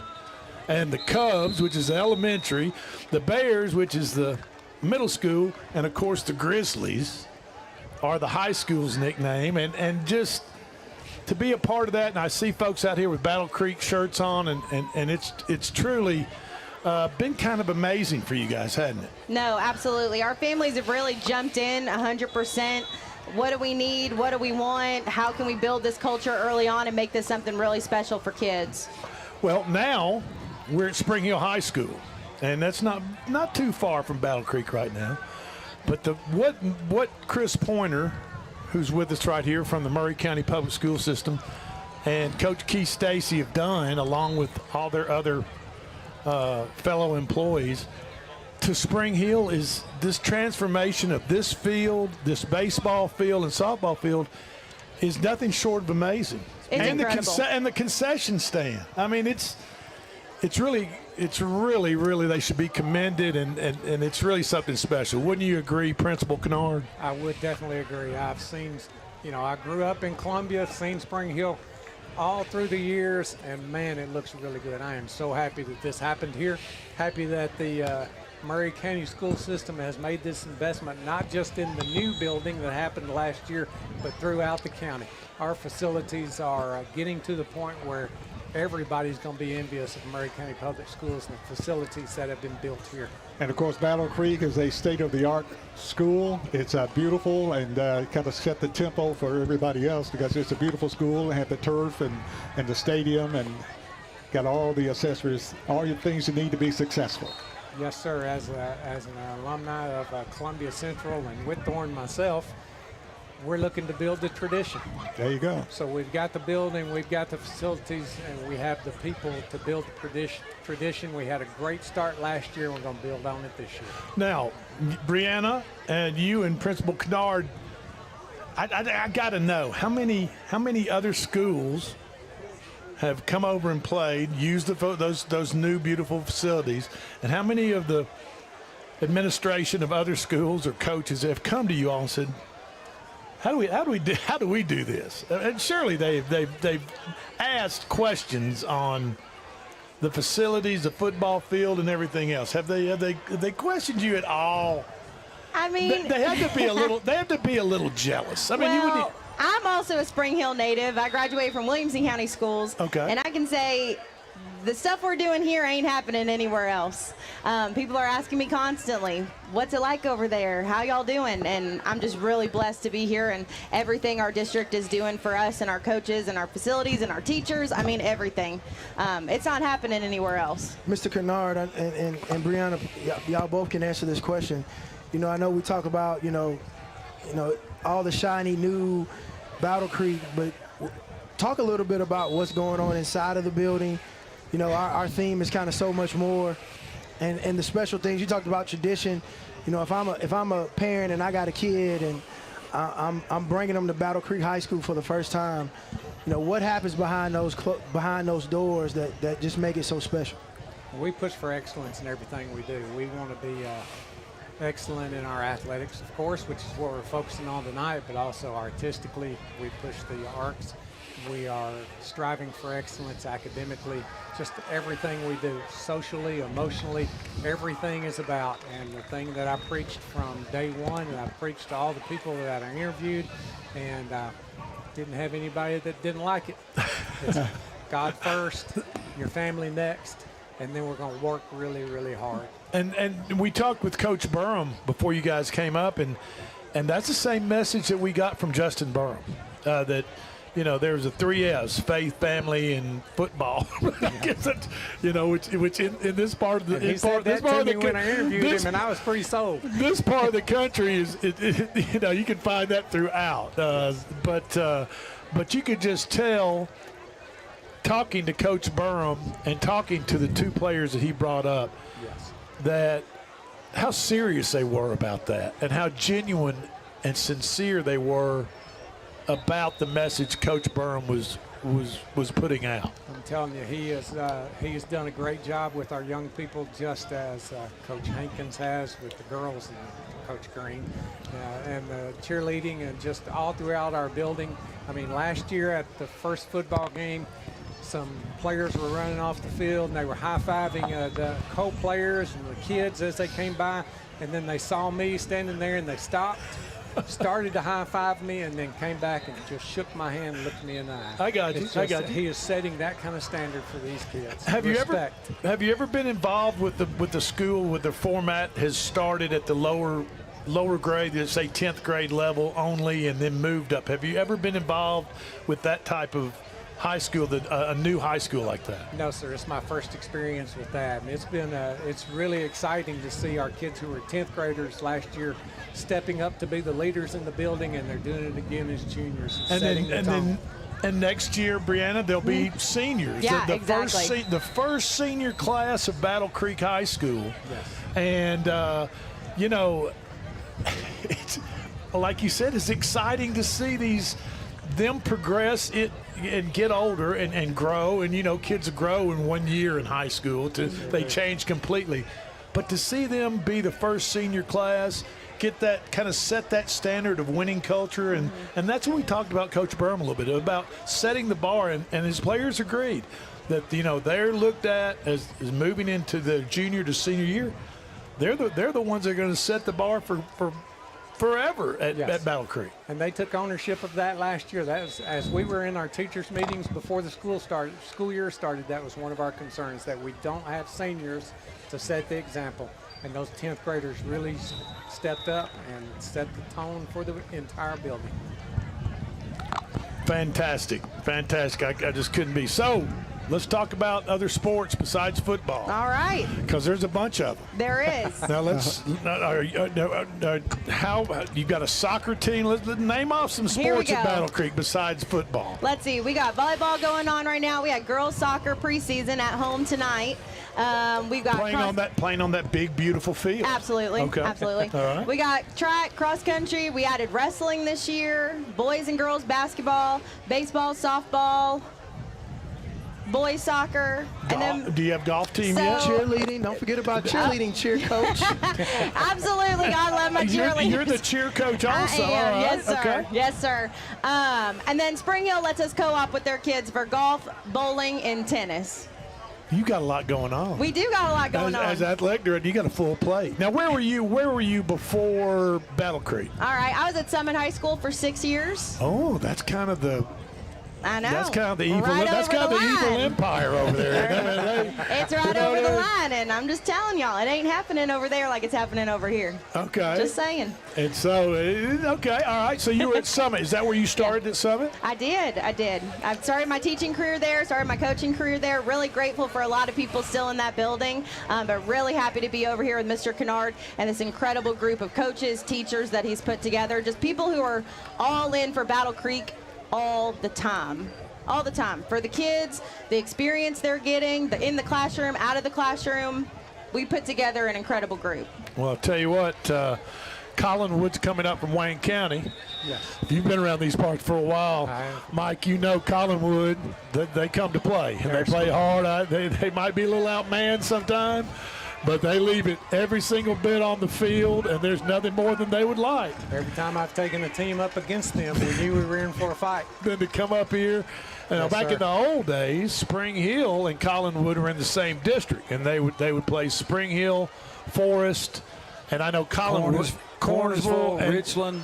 They were all in the same. Huntland. Yeah, back in the During my day. coaching days at Lewis County, we were in the district. Lewis with them, County. so Yeah, it was yeah, so- very competitive So in those days. you know they're going to make that trip up at the Jamboree tonight. They're going to leave it all on the field. So best of luck to the Grizzlies tonight, the Battle Creek Grizzlies, and thank you guys for being with us. We've really enjoyed talking with you. Thanks for having us. Brianna Green, the athletic director at Battle Creek, and The principal. the head honcho, Just Mike Kennard. I do want to throw in here at the end, we have trophies in our trophy case, even though we just had 9th and 10th graders Absolutely. last year. Our European football team, our boys soccer team, won the district last year. With just 9th and 10th graders made it all the way to the state tournament. So we have a winning that tradition fantastic? Well, already congratulations. started. Thank you so much. And Mike Kennard, you say you graduated from Columbia Central? I sure did. What Yes, year? Sir. 1977. Okay. Been doing this for a while. Yeah. Okay. 77 was a good year. Yes, it was. Absolutely. Thank you. This is the Thank you, guys. Murray Appreciate y'all. Yes, Murray thank you. County. Appreciate what y'all are doing. And before we get signed off, I got a scoring update for you. Go ahead. Scoring update. Mount Pleasant Tigers 14, Community nothing. Mount Okay. Pleasant win their half of the Jamboree. Their Jamboree go, 14 Tigers. nothing. Great All right. job. And next up will be Battle Creek Grizzlies taking on the Collinwood, the Trojans from Collinwood. Here we go. Go Grizzlies. There you go. Absolutely. Thank you. Thank you, guys. We're going to take a quick break. This is the Murray County Public Schools Game Day Show. We'll be right back.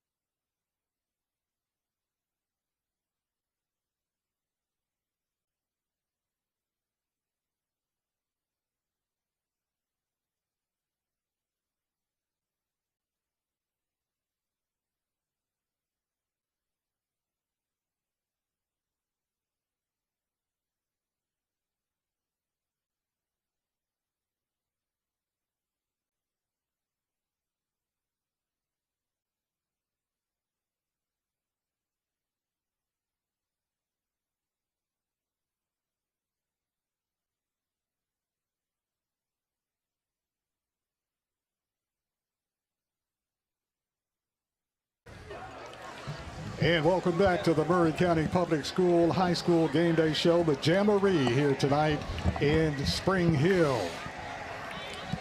And joining us right now is Eddie Hickman.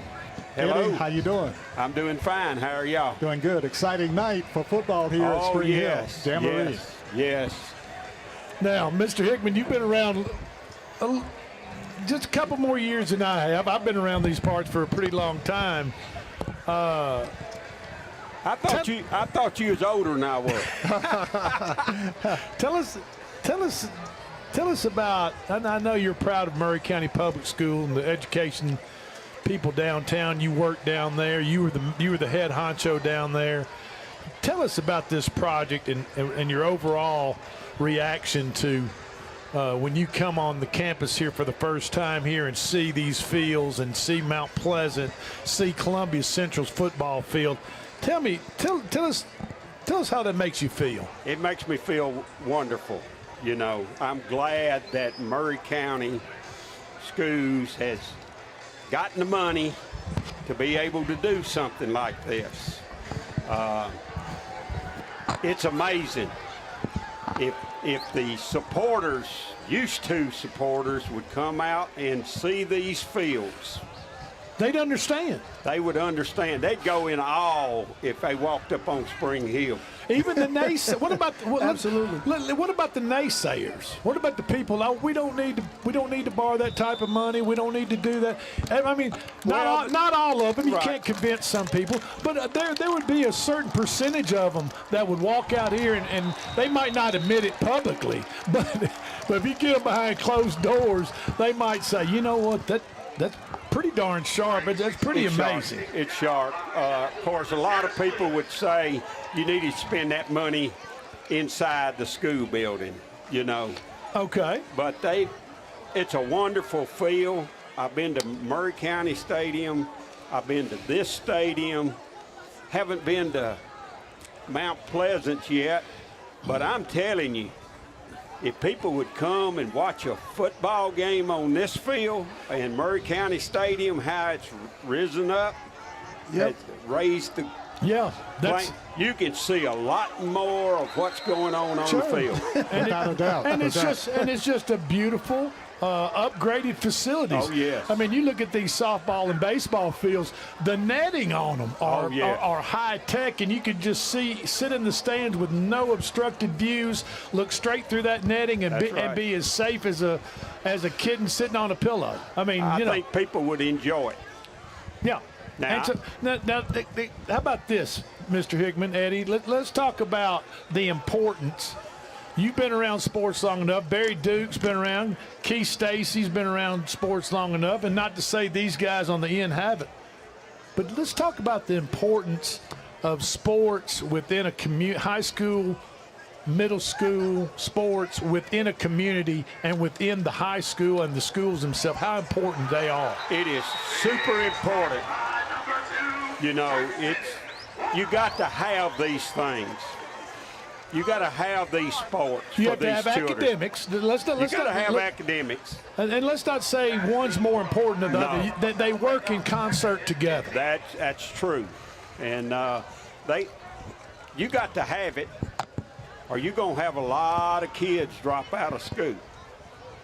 And just the social interaction of going to ball games and being around other students outside of school, a social setting, that rounds a kid's character. Oh, yes. And their ability to socialize. I mean, it's very important, and especially at this age when they're so impressionable and learning to deal with other people and emotions and everything else. You know, the other night, my granddaughter came in. She says, I want to go to the Whitthorne game. She's in the 5th grade. She goes to Whitthorne. I saw her earlier tonight. Right. I was highly disappointed in the crowd. Not only the adults, because the parents were there of the kids that were involved. Sure. The community is not out there supporting. Plus, the student body is not out there like they used to be. You know, we used to fill up the gym. What are you talking about? You could barely walk. in Murray County Stadium at a Whitthorne game or a high school game. And, of course, nowadays, the culture of society is there's so much more. There's so much stuff going on. In the old days, you wanted to have a good time, interact with your friends. You didn't have a phone to chat with them on or FaceTime. You went to a high school or you went to a sporting event and sat with them, and that's where you saw them. Right, and school would be much better, a whole lot better, if these parents of all the kids would come and support these activities. Sure, absolutely. Not necessarily play, but get out and support. I agree. Close knit. I agree. So Mr. Hickman, you obviously, you talked about it early, been around a long time, and I mean, you've coached, you played here, you've coached, you've taught, you've been a principal, you've been a superintendent, and obviously you see the improvements and things that are going on around Murray County Public Schools. But when you think about it, you look at a jamboree like today, and people from other communities getting to see what we have to offer. And you talked about, the pride piece of it and just feeling proud. I mean, we finally can brag a little bit. You can. Yeah. You got a lot to brag about. Absolutely. Absolutely. And obviously, this was a long time coming, and you were part of the days when, we had to depend on parents and booster clubs and coaches. I had an interesting conversation with Miss Nancy Cartwright. Yeah. And we were out at Lindsey Nelson Stadium out at Murray County Park. And I didn't recognize who she was at first. And she pulled up to the stadium, and we hadn't finished doing any of the concrete work or anything. And she said, and me and Wayne Lindsay was out there. And she said, do y'all mind if I go look at the football field? And I said, by all means. She said, will you give me a tour? And we get out there, and she's walking around, and she's seeing it. She's like, oh, my God. And then Wayne told me that it was Miss Nancy Cartwright. And she said, I'm going to tell you guys, I was so concerned about what this would look like. I didn't know if I would like the turf. Said, my husband and I spent many a day moving sprinkler heads on this football field, and spent a mini weekend and mini week. And for the grass in the field to go away, just felt like I was losing part of myself. And after we finished walking that football stadium, she told me thank you, and she said that Coach Cartwright would be proud. And now he would. And we communicate now back and forth at various times about a lot of different things. And, things like that are just pretty powerful to have folks who've been around like yourself, who've seen it from what it was to what it is now, and just being able to have that pride. And quite honestly, and I'm sure all of Murray County Public, but I'm honored to be able to do that for those who have been around so long, to be able to come back and see something built upon what was built before them. Right. When I played baseball at Columbia Central, we played at Pella Park in Fairview. That's where we played. Man, you go out there and see that baseball field, and it's like these other baseball fields now. Man, what I would have gave to be able to play on a field like that. There are no rainouts basically. No, not anymore. That's right. That's right. And talk about the football fields, the turf. It gives the administrators were talking earlier tonight about the versatility that it gives. You can play soccer, you can play all the outdoor sports on the field and then not hurt the field. And then you can do more things and have more events on this turf. Right, without destroying the field. My only concern as an old coach, I go back to when we had some tartan floors. Yes. In basketball. And we had numbers of shin splints. Sure. I mean, especially in girls basketball, you had a lot of shin splints.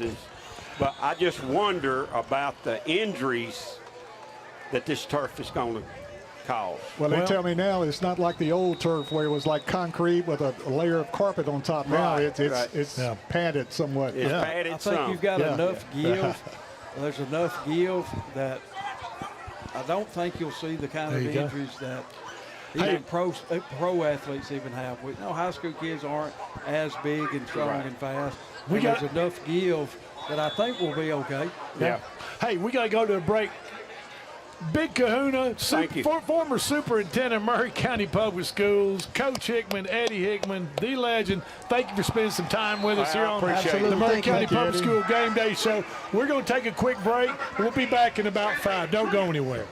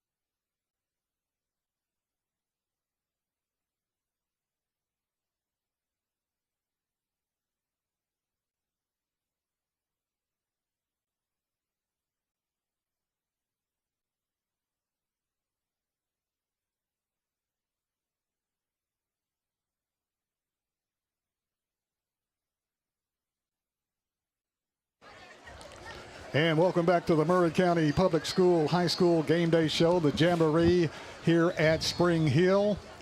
Joining us now is the Columbia Central Lions head coach Tredarius Goff in his 3rd season with the Lions. And also we got players Daniel Booker Jr. and Tiny. Isaiah Bishop, Tiny.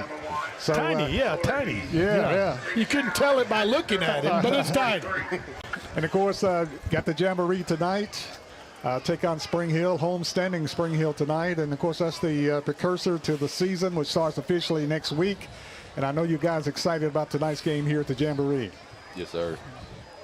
Coach Goff, what do you say now? The regular season, you don't meet up with Spring Hill, so this gives you a little chance for a little inter-county contest, just a miniature contest. But I can tell by looking at these guys, they're tired of either hitting or getting hit by your own players. It's time to play somebody else, right? Yes, sir. It's been a long, hot summer, yes, right? Sir. Yeah, I mean, these guys have been through a lot. Tell us about this summer and where you are, where the football team is. Oh man, so this summer, man, I feel like we made a lot of good progress, man. You know, guys were showing up dedicated. We didn't have a lot of guys in and out. You know, they were consistently showing up, and we got after each other all summer, sorry. You know, leading into this fall.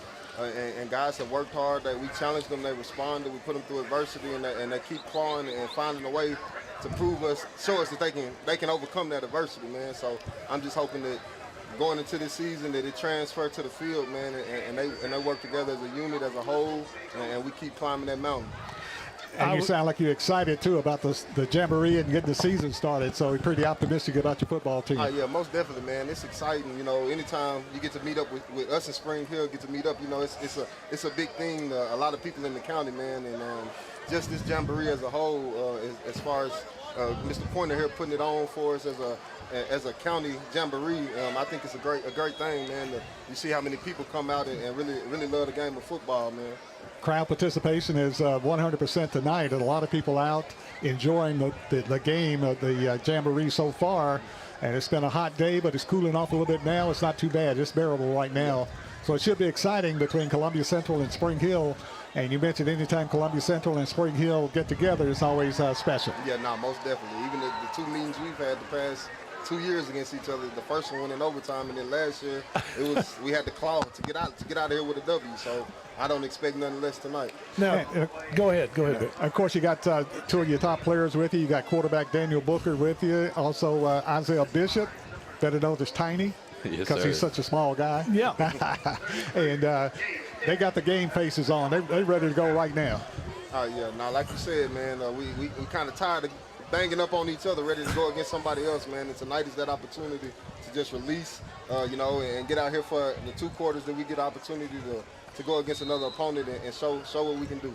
Well, I know 2 weeks ago we did the Murray County Middle School Jamboree in Lindsey Nelson Stadium on Jim Cartwright Field, and we were able to show off that brand new beautiful field that you guys get to play on, right? Yes, sir. And everybody was a big night. Middle school Jamboree, a lot of people showed up just like tonight. I mean, there's a lot of people here to watch you guys play and their other teams play, and to see these beautiful new facilities here at Spring Hill.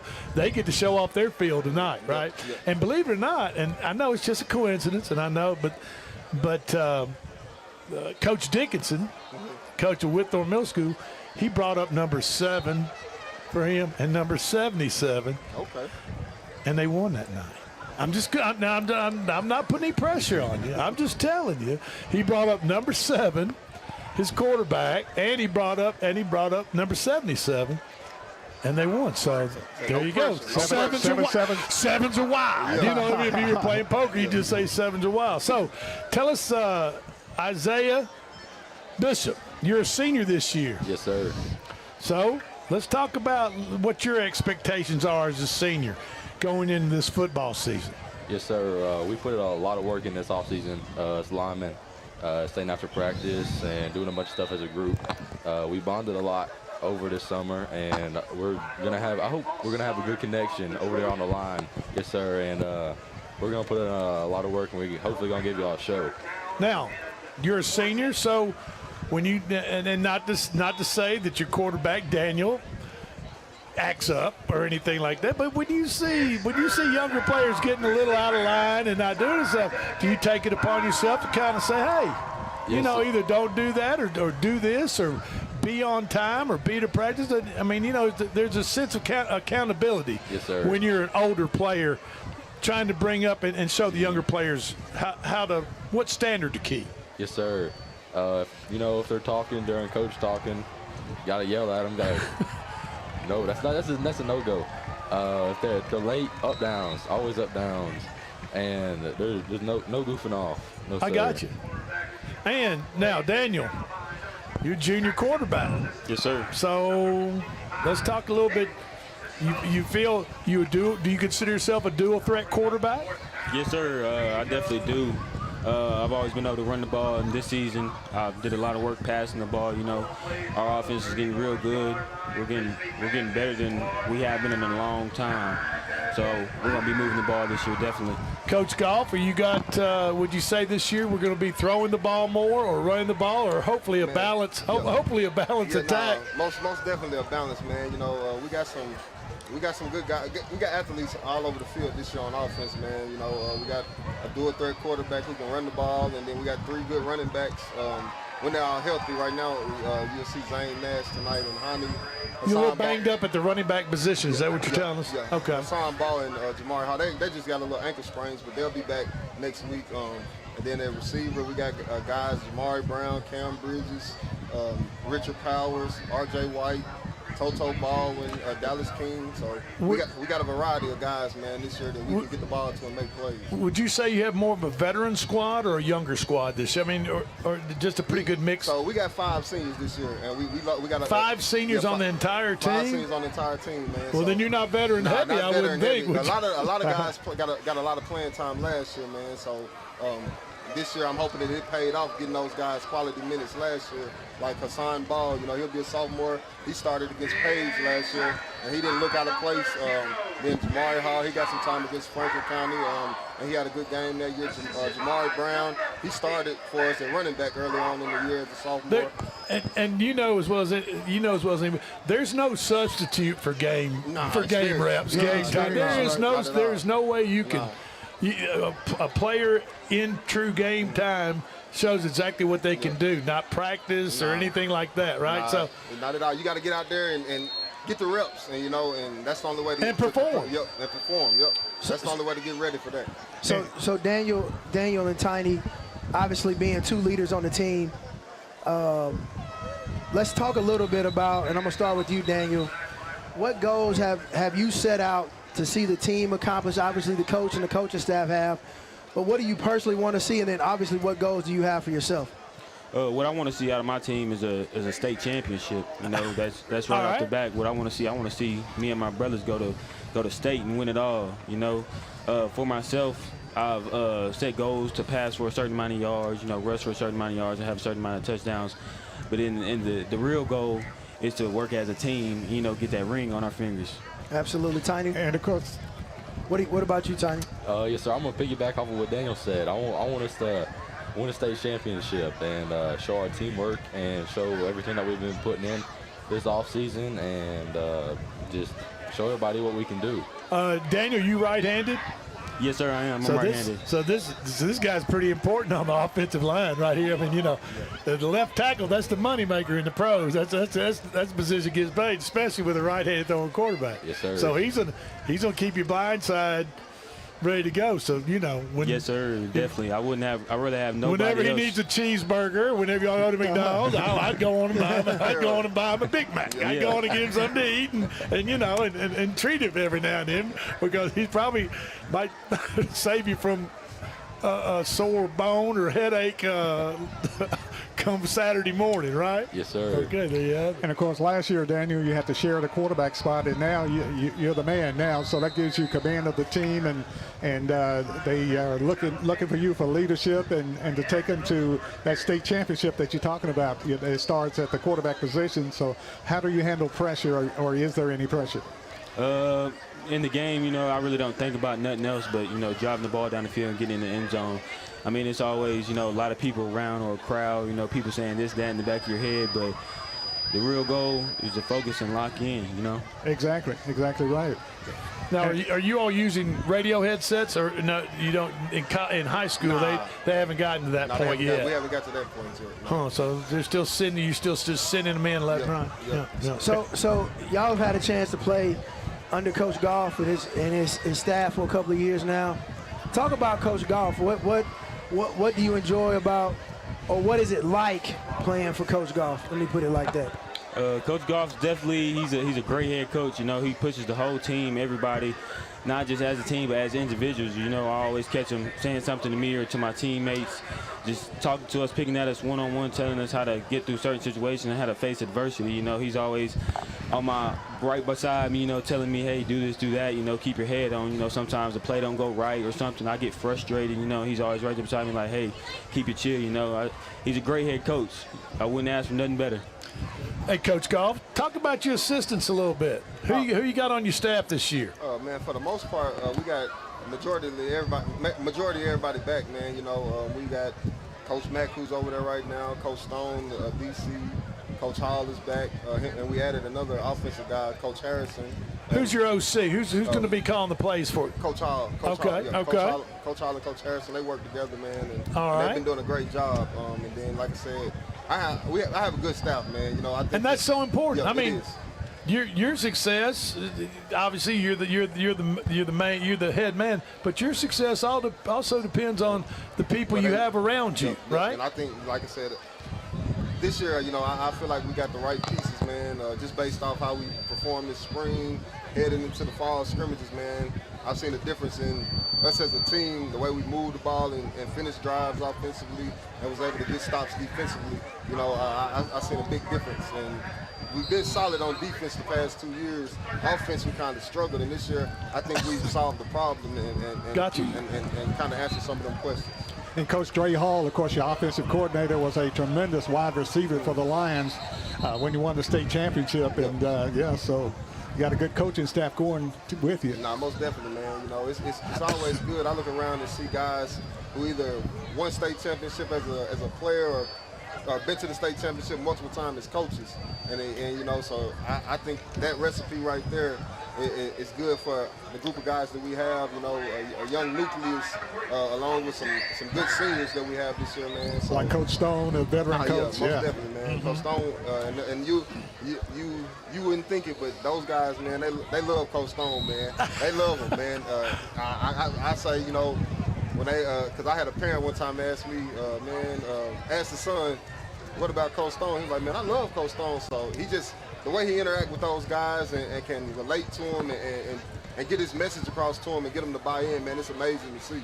The communication at this level with high school, young men in high school age, is probably one of the hardest yet most important things, is just be able to communicate with them, right? I mean, most definitely. That's one of the biggest you things. don't talk below them, don't talk over them, you just talk to them. Yep, talk to them, man, and they'll respond. They'll respond. Absolutely. And once they see how much you care about them and love them, man, they'll do anything and try to run through a brick wall for you. Man. Exactly. And of course, you got the Jamboree tonight, and of course next week in the Lions Den, well, not the Lions Den, but at Jim Cartwright Field, Lindsey Nelson Stadium, you got Dixon County coming in for real next Friday night. Yep. So you got a busy week. Jamboree tonight.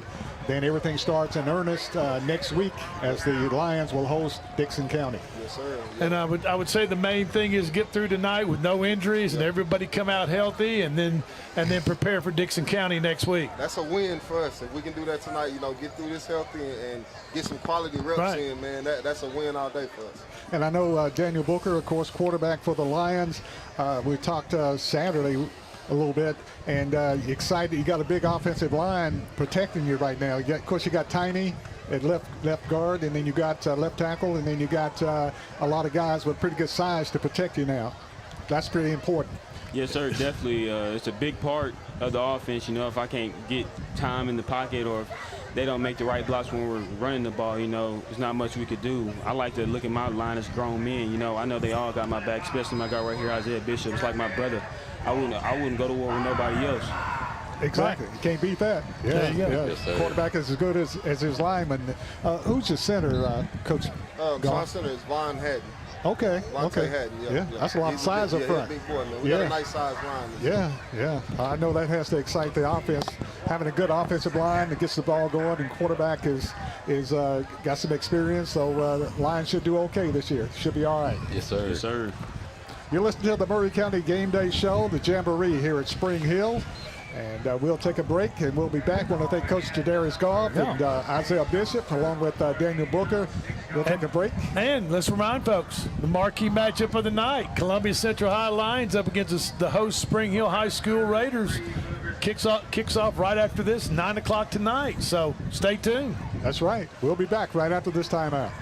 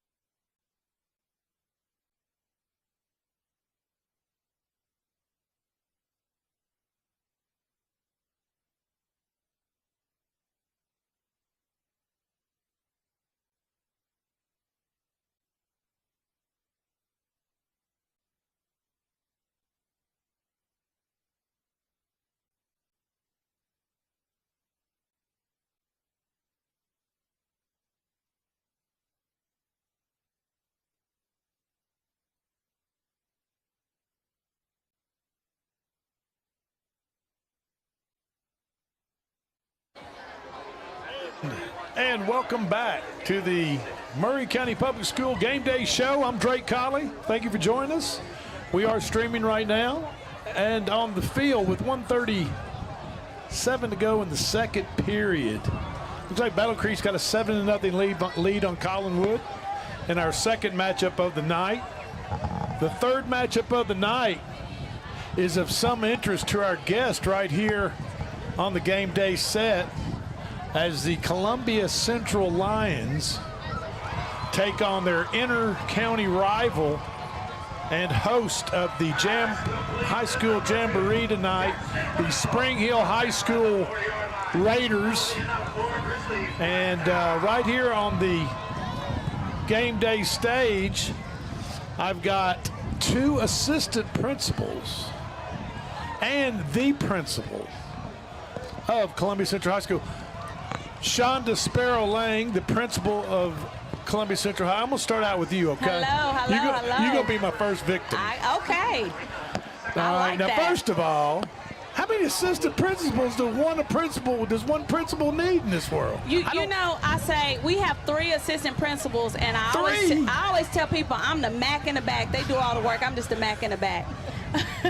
Are you just kind of the puppet master? Or do you just sprinkle them out like Pixie does and hope they work their magic while you just, 3 assistant principals. We do. So you're telling me, explain to me the idea behind 3 assistant principals. Well, with a school the size of almost 1,500 students, each one of us really take a grade. So we're really our own kind of like mini school administrator for each grade.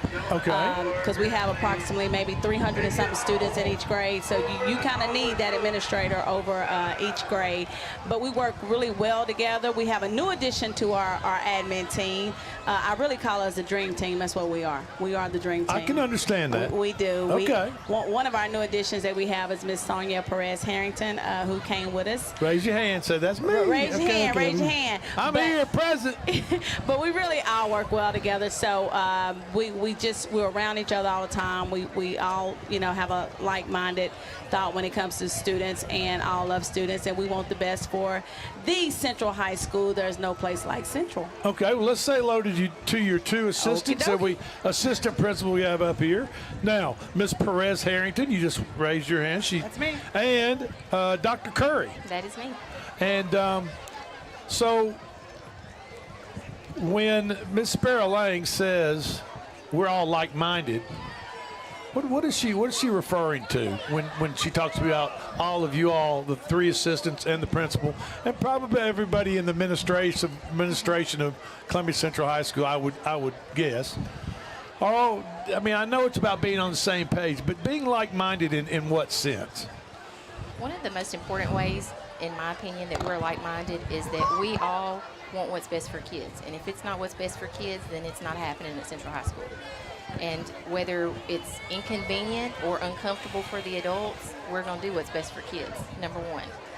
And number 2, I think we just all like to have fun together. We're always laughing and just enjoying being together. I heard somebody say in a movie one time, work ain't work when you're having fun.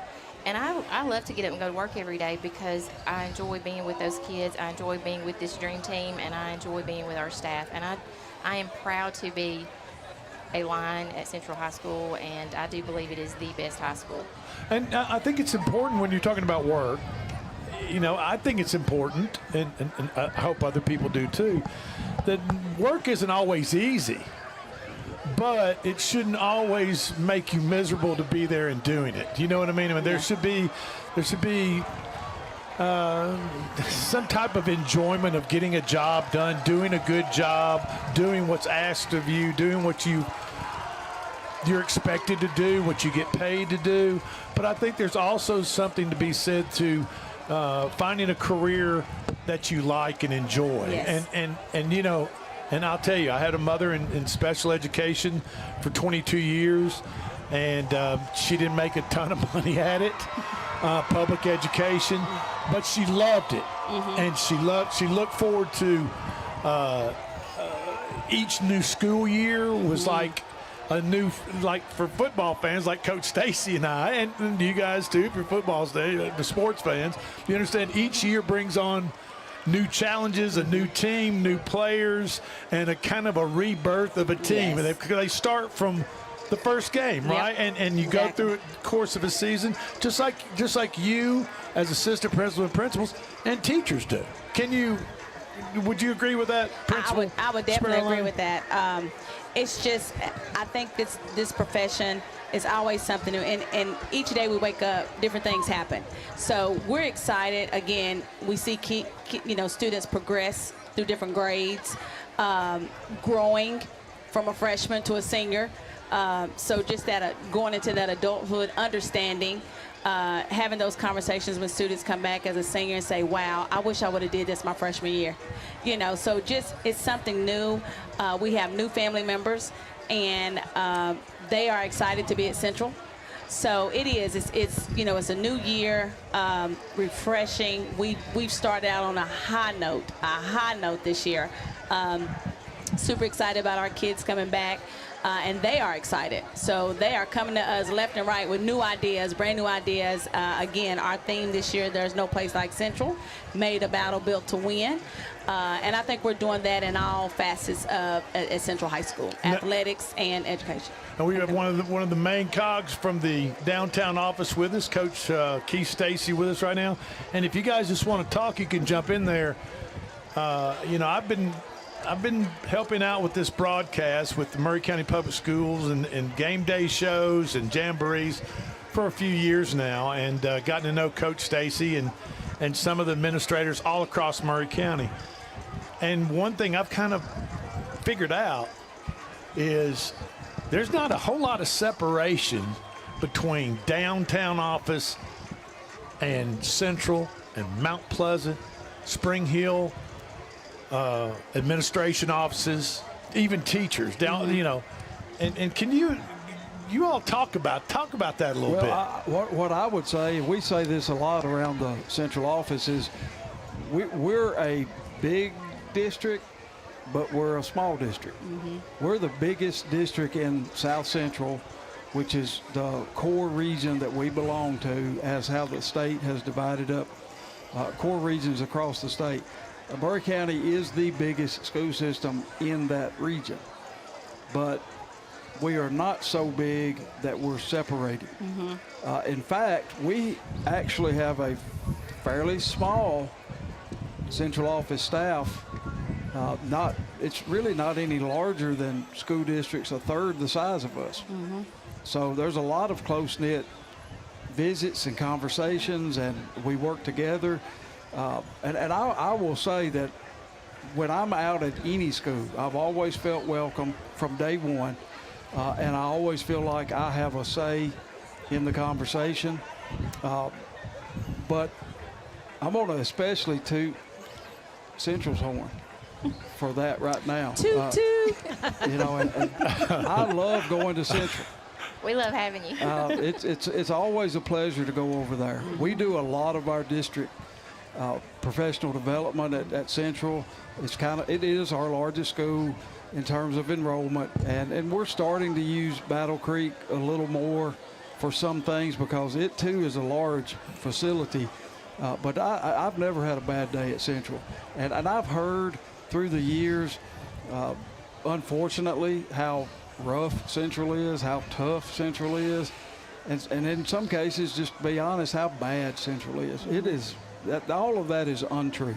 Central High School is a great high school. These are great leaders. They are on the ball. They are out in the halls. Miss Sparrow Lane, you won't find her in her office. She takes her office out into the school, and so do these others. They're out and about amongst the population, whether that be in early morning bus, late afternoon bus, lunch, in the hall between class changes. It's phenomenal to see how active they are and how into that school they are. Yeah.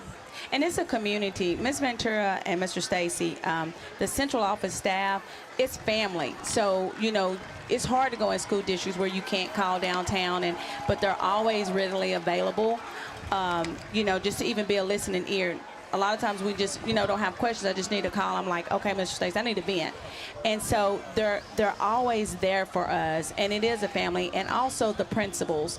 At the beginning of the school year, just like Miss Ventura, she has this text chain, and so just always texting us right before all the principals, right before school started, get ready, are you ready? So just always encouraging words.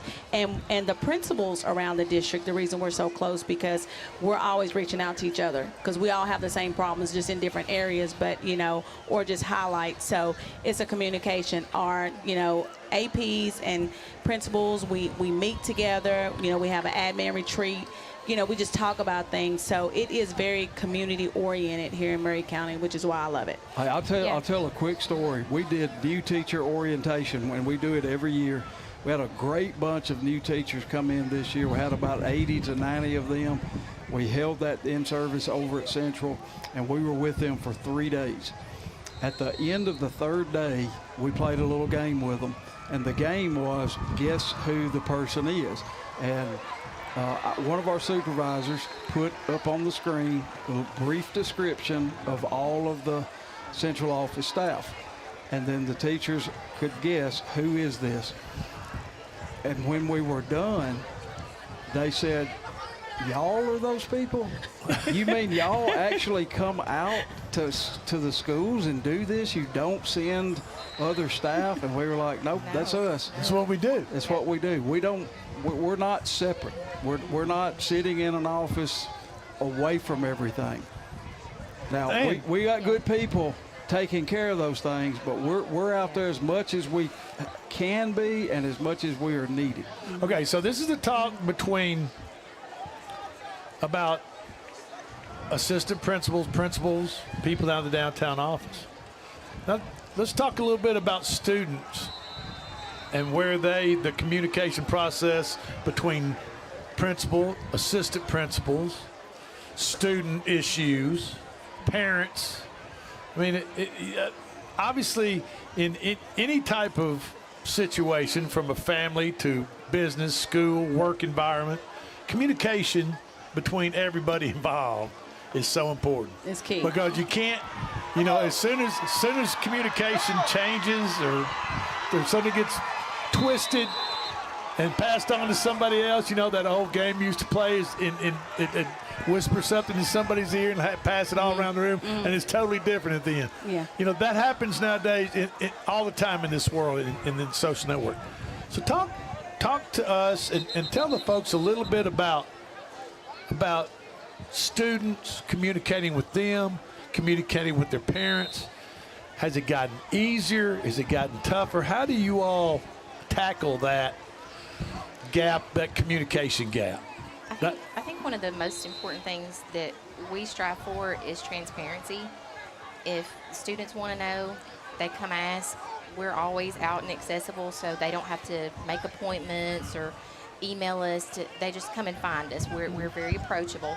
And same with parents. We try to be very accessible. We want to make sure that our parents feel like they're heard, same as with the students. But we strive to be united. And so we're gonna stand together and make sure that we're always doing what's best for kids, communicating that to the students themselves, but also communicating that to our parents and the community. And no school is perfect. We're, like Mr. Stacey says, there are things in the community that are said about us. I think the bad things are easy to believe. Sure they are. But it's an amazing school. Both of my children have attended there, and I have been very blessed to be able to witness them progress from ninth through graduation. And I'm so very glad that they've had opportunities that they would not have had if they'd not been in Central. Ms. Perez-Harrington, do you echo those? I mean, you have to be honest, transparent. Absolutely. Just be honest with people. Right. Communicate honestly. Right. And treat everyone fairly. Absolutely. I think one of the keys that I've just been in Columbia for less than a month now, and in this position about that long.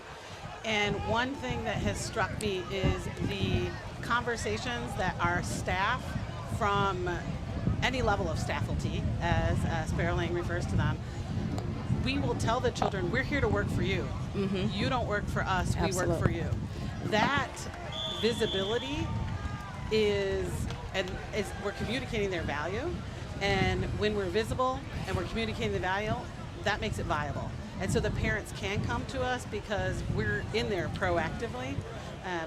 I think maybe 4 or 5 times the parent just drops in because they're just wondering something.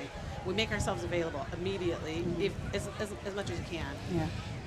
So it's been a very, very positive experience. And I think one of the things too, just piggybacking off of Dr. Curry, one of the things at Central, which makes Central so unique, one of the things that we strive to do, we're in servant leadership. Absolutely. And we are in the customer service business, and what we always tell students, every assembly, anytime we see them in the hallway, we work for you, you don't work for us. And so they have bought into that. They have a voice. And if something's not going right, then nothing's going right. If the student is not, don't feel comfortable.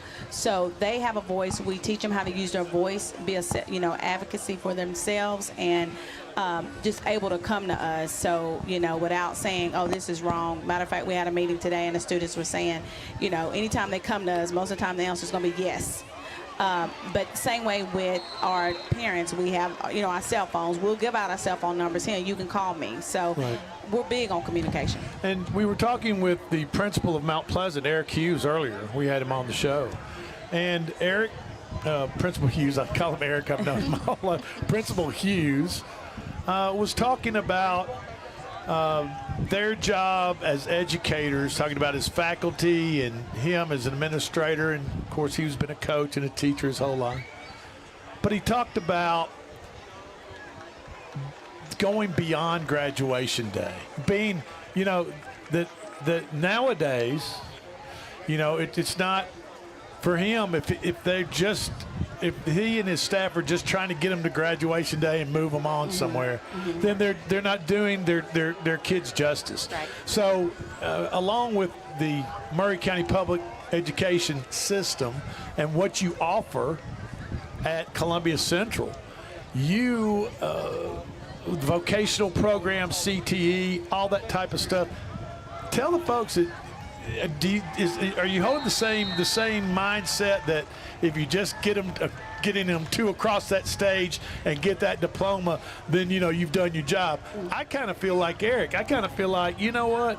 There's so many things out there nowadays. There's so many different things to do, and just you have to kind of think a little forward and a little in the future. Do you all feel the same way? Absolutely. Well, one of the things I always say is that we are the only profession that impacts every other profession. People don't, but that's what it is. And so with the CTE focus, the programs that we do have, and matter of fact, communication, because demographically at Central, we are sitting right now at 50, 20, 30. So Ms. Perez Harrington just coming along, we have 20% of our population that are ELL. So just making sure that our students have somebody they can come to and we can put them on that track to say, hey, college may not be for everybody, but we have this workforce and we have these, and we were really intentional this year about our work-based learning. And they can try different things. Yes, I mean, to go they have the we ability. wanted to be tied because most people just want to go work, and I'm thinking, okay, if you want to go in the health field, we have a partnership with Murray Regional. If you want to go, in ag, we're talking to Tractor Supply. So we try to get them where they can stay connected because we know it's just beyond high school. And maybe just get a taste of that work. Absolutely. And they might go to Murray Regional and say, hold on, this is man. not You for know me. what? This is not for me. That's not what I want to do now. Matter of fact, the only time I want to go in the hospital is if I have a broken arm or somebody, I've been run over or something. Yeah, So, but they don't have to waste their time because if that's what they want and then they realize it's not for them, they can go a different route. Exactly. So that's the whole idea. And so moving, like I said, getting a student that's in 10th, 11th, 12th grade, trying to communicate with them and just say, hey, where are you going? What's going to happen after May? What's going to happen what's going to happen after this summer? And you're graduated. I mean, if you don't have college in plans, what do you? It's important. Do you find it important, Dr. Curry, to have these students have a plan? After, I know a lot of them. I don't know if but the thing about it is, I don't know if I did. Come on, Well, you know what I mean? It's hard for me to. It's easy for me to sit here and point my finger. You should have a plan, but. You're 18 years old and you're going, I don't know what I'm going to do. We sit with a lot of kids who truly don't know And I try to encourage them. High school's about trying things, seeing what you like, seeing what you don't like, making mistakes, recovering, and moving forward. But having a concrete plan as a freshman is almost unusual. Yeah. I just don't think they have enough experience and understing of their There's abilities. so many things going on Yes. in a freshman and Absolutely. sophomore's life. Absolutely. I mean, and it's very cool to me to watch how the students progress when they come in as freshmen and they tell me this is what I think I want to do, and then by the time they walk across that stage, it may be something totally different. And I love to see that growth. I love to see that just come to light. I don't know why we're losing our. Let's see if that helps out a little bit. Okay. Well, anyway, well, let me tell you what. We're about to end this. We're going to enjoy Central going up Yeah, against. it's getting a little heated out there, so I was turning around like, okay. I know we need to Our get rivalry, that. So, yeah. so I just want to thank both of the assistant principals, Ms. Perez Harrington and Ms. Dr. Curry. Right? sir. What is your first name? Kara. Kara. Yes, sir.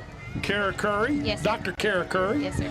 And Ms. Perez Harrington and Principal Shonda Sparrow Lang. We certainly appreciate Thank you. you. And Coach, Thank you. Coach Stacy, thank you for sitting in with us. And this has been the Maury County Public School Game Day show. And we're going to take a break, watch Central and Spring Hill go at it. Don't go anywhere. We'll be right back. Yes, sir.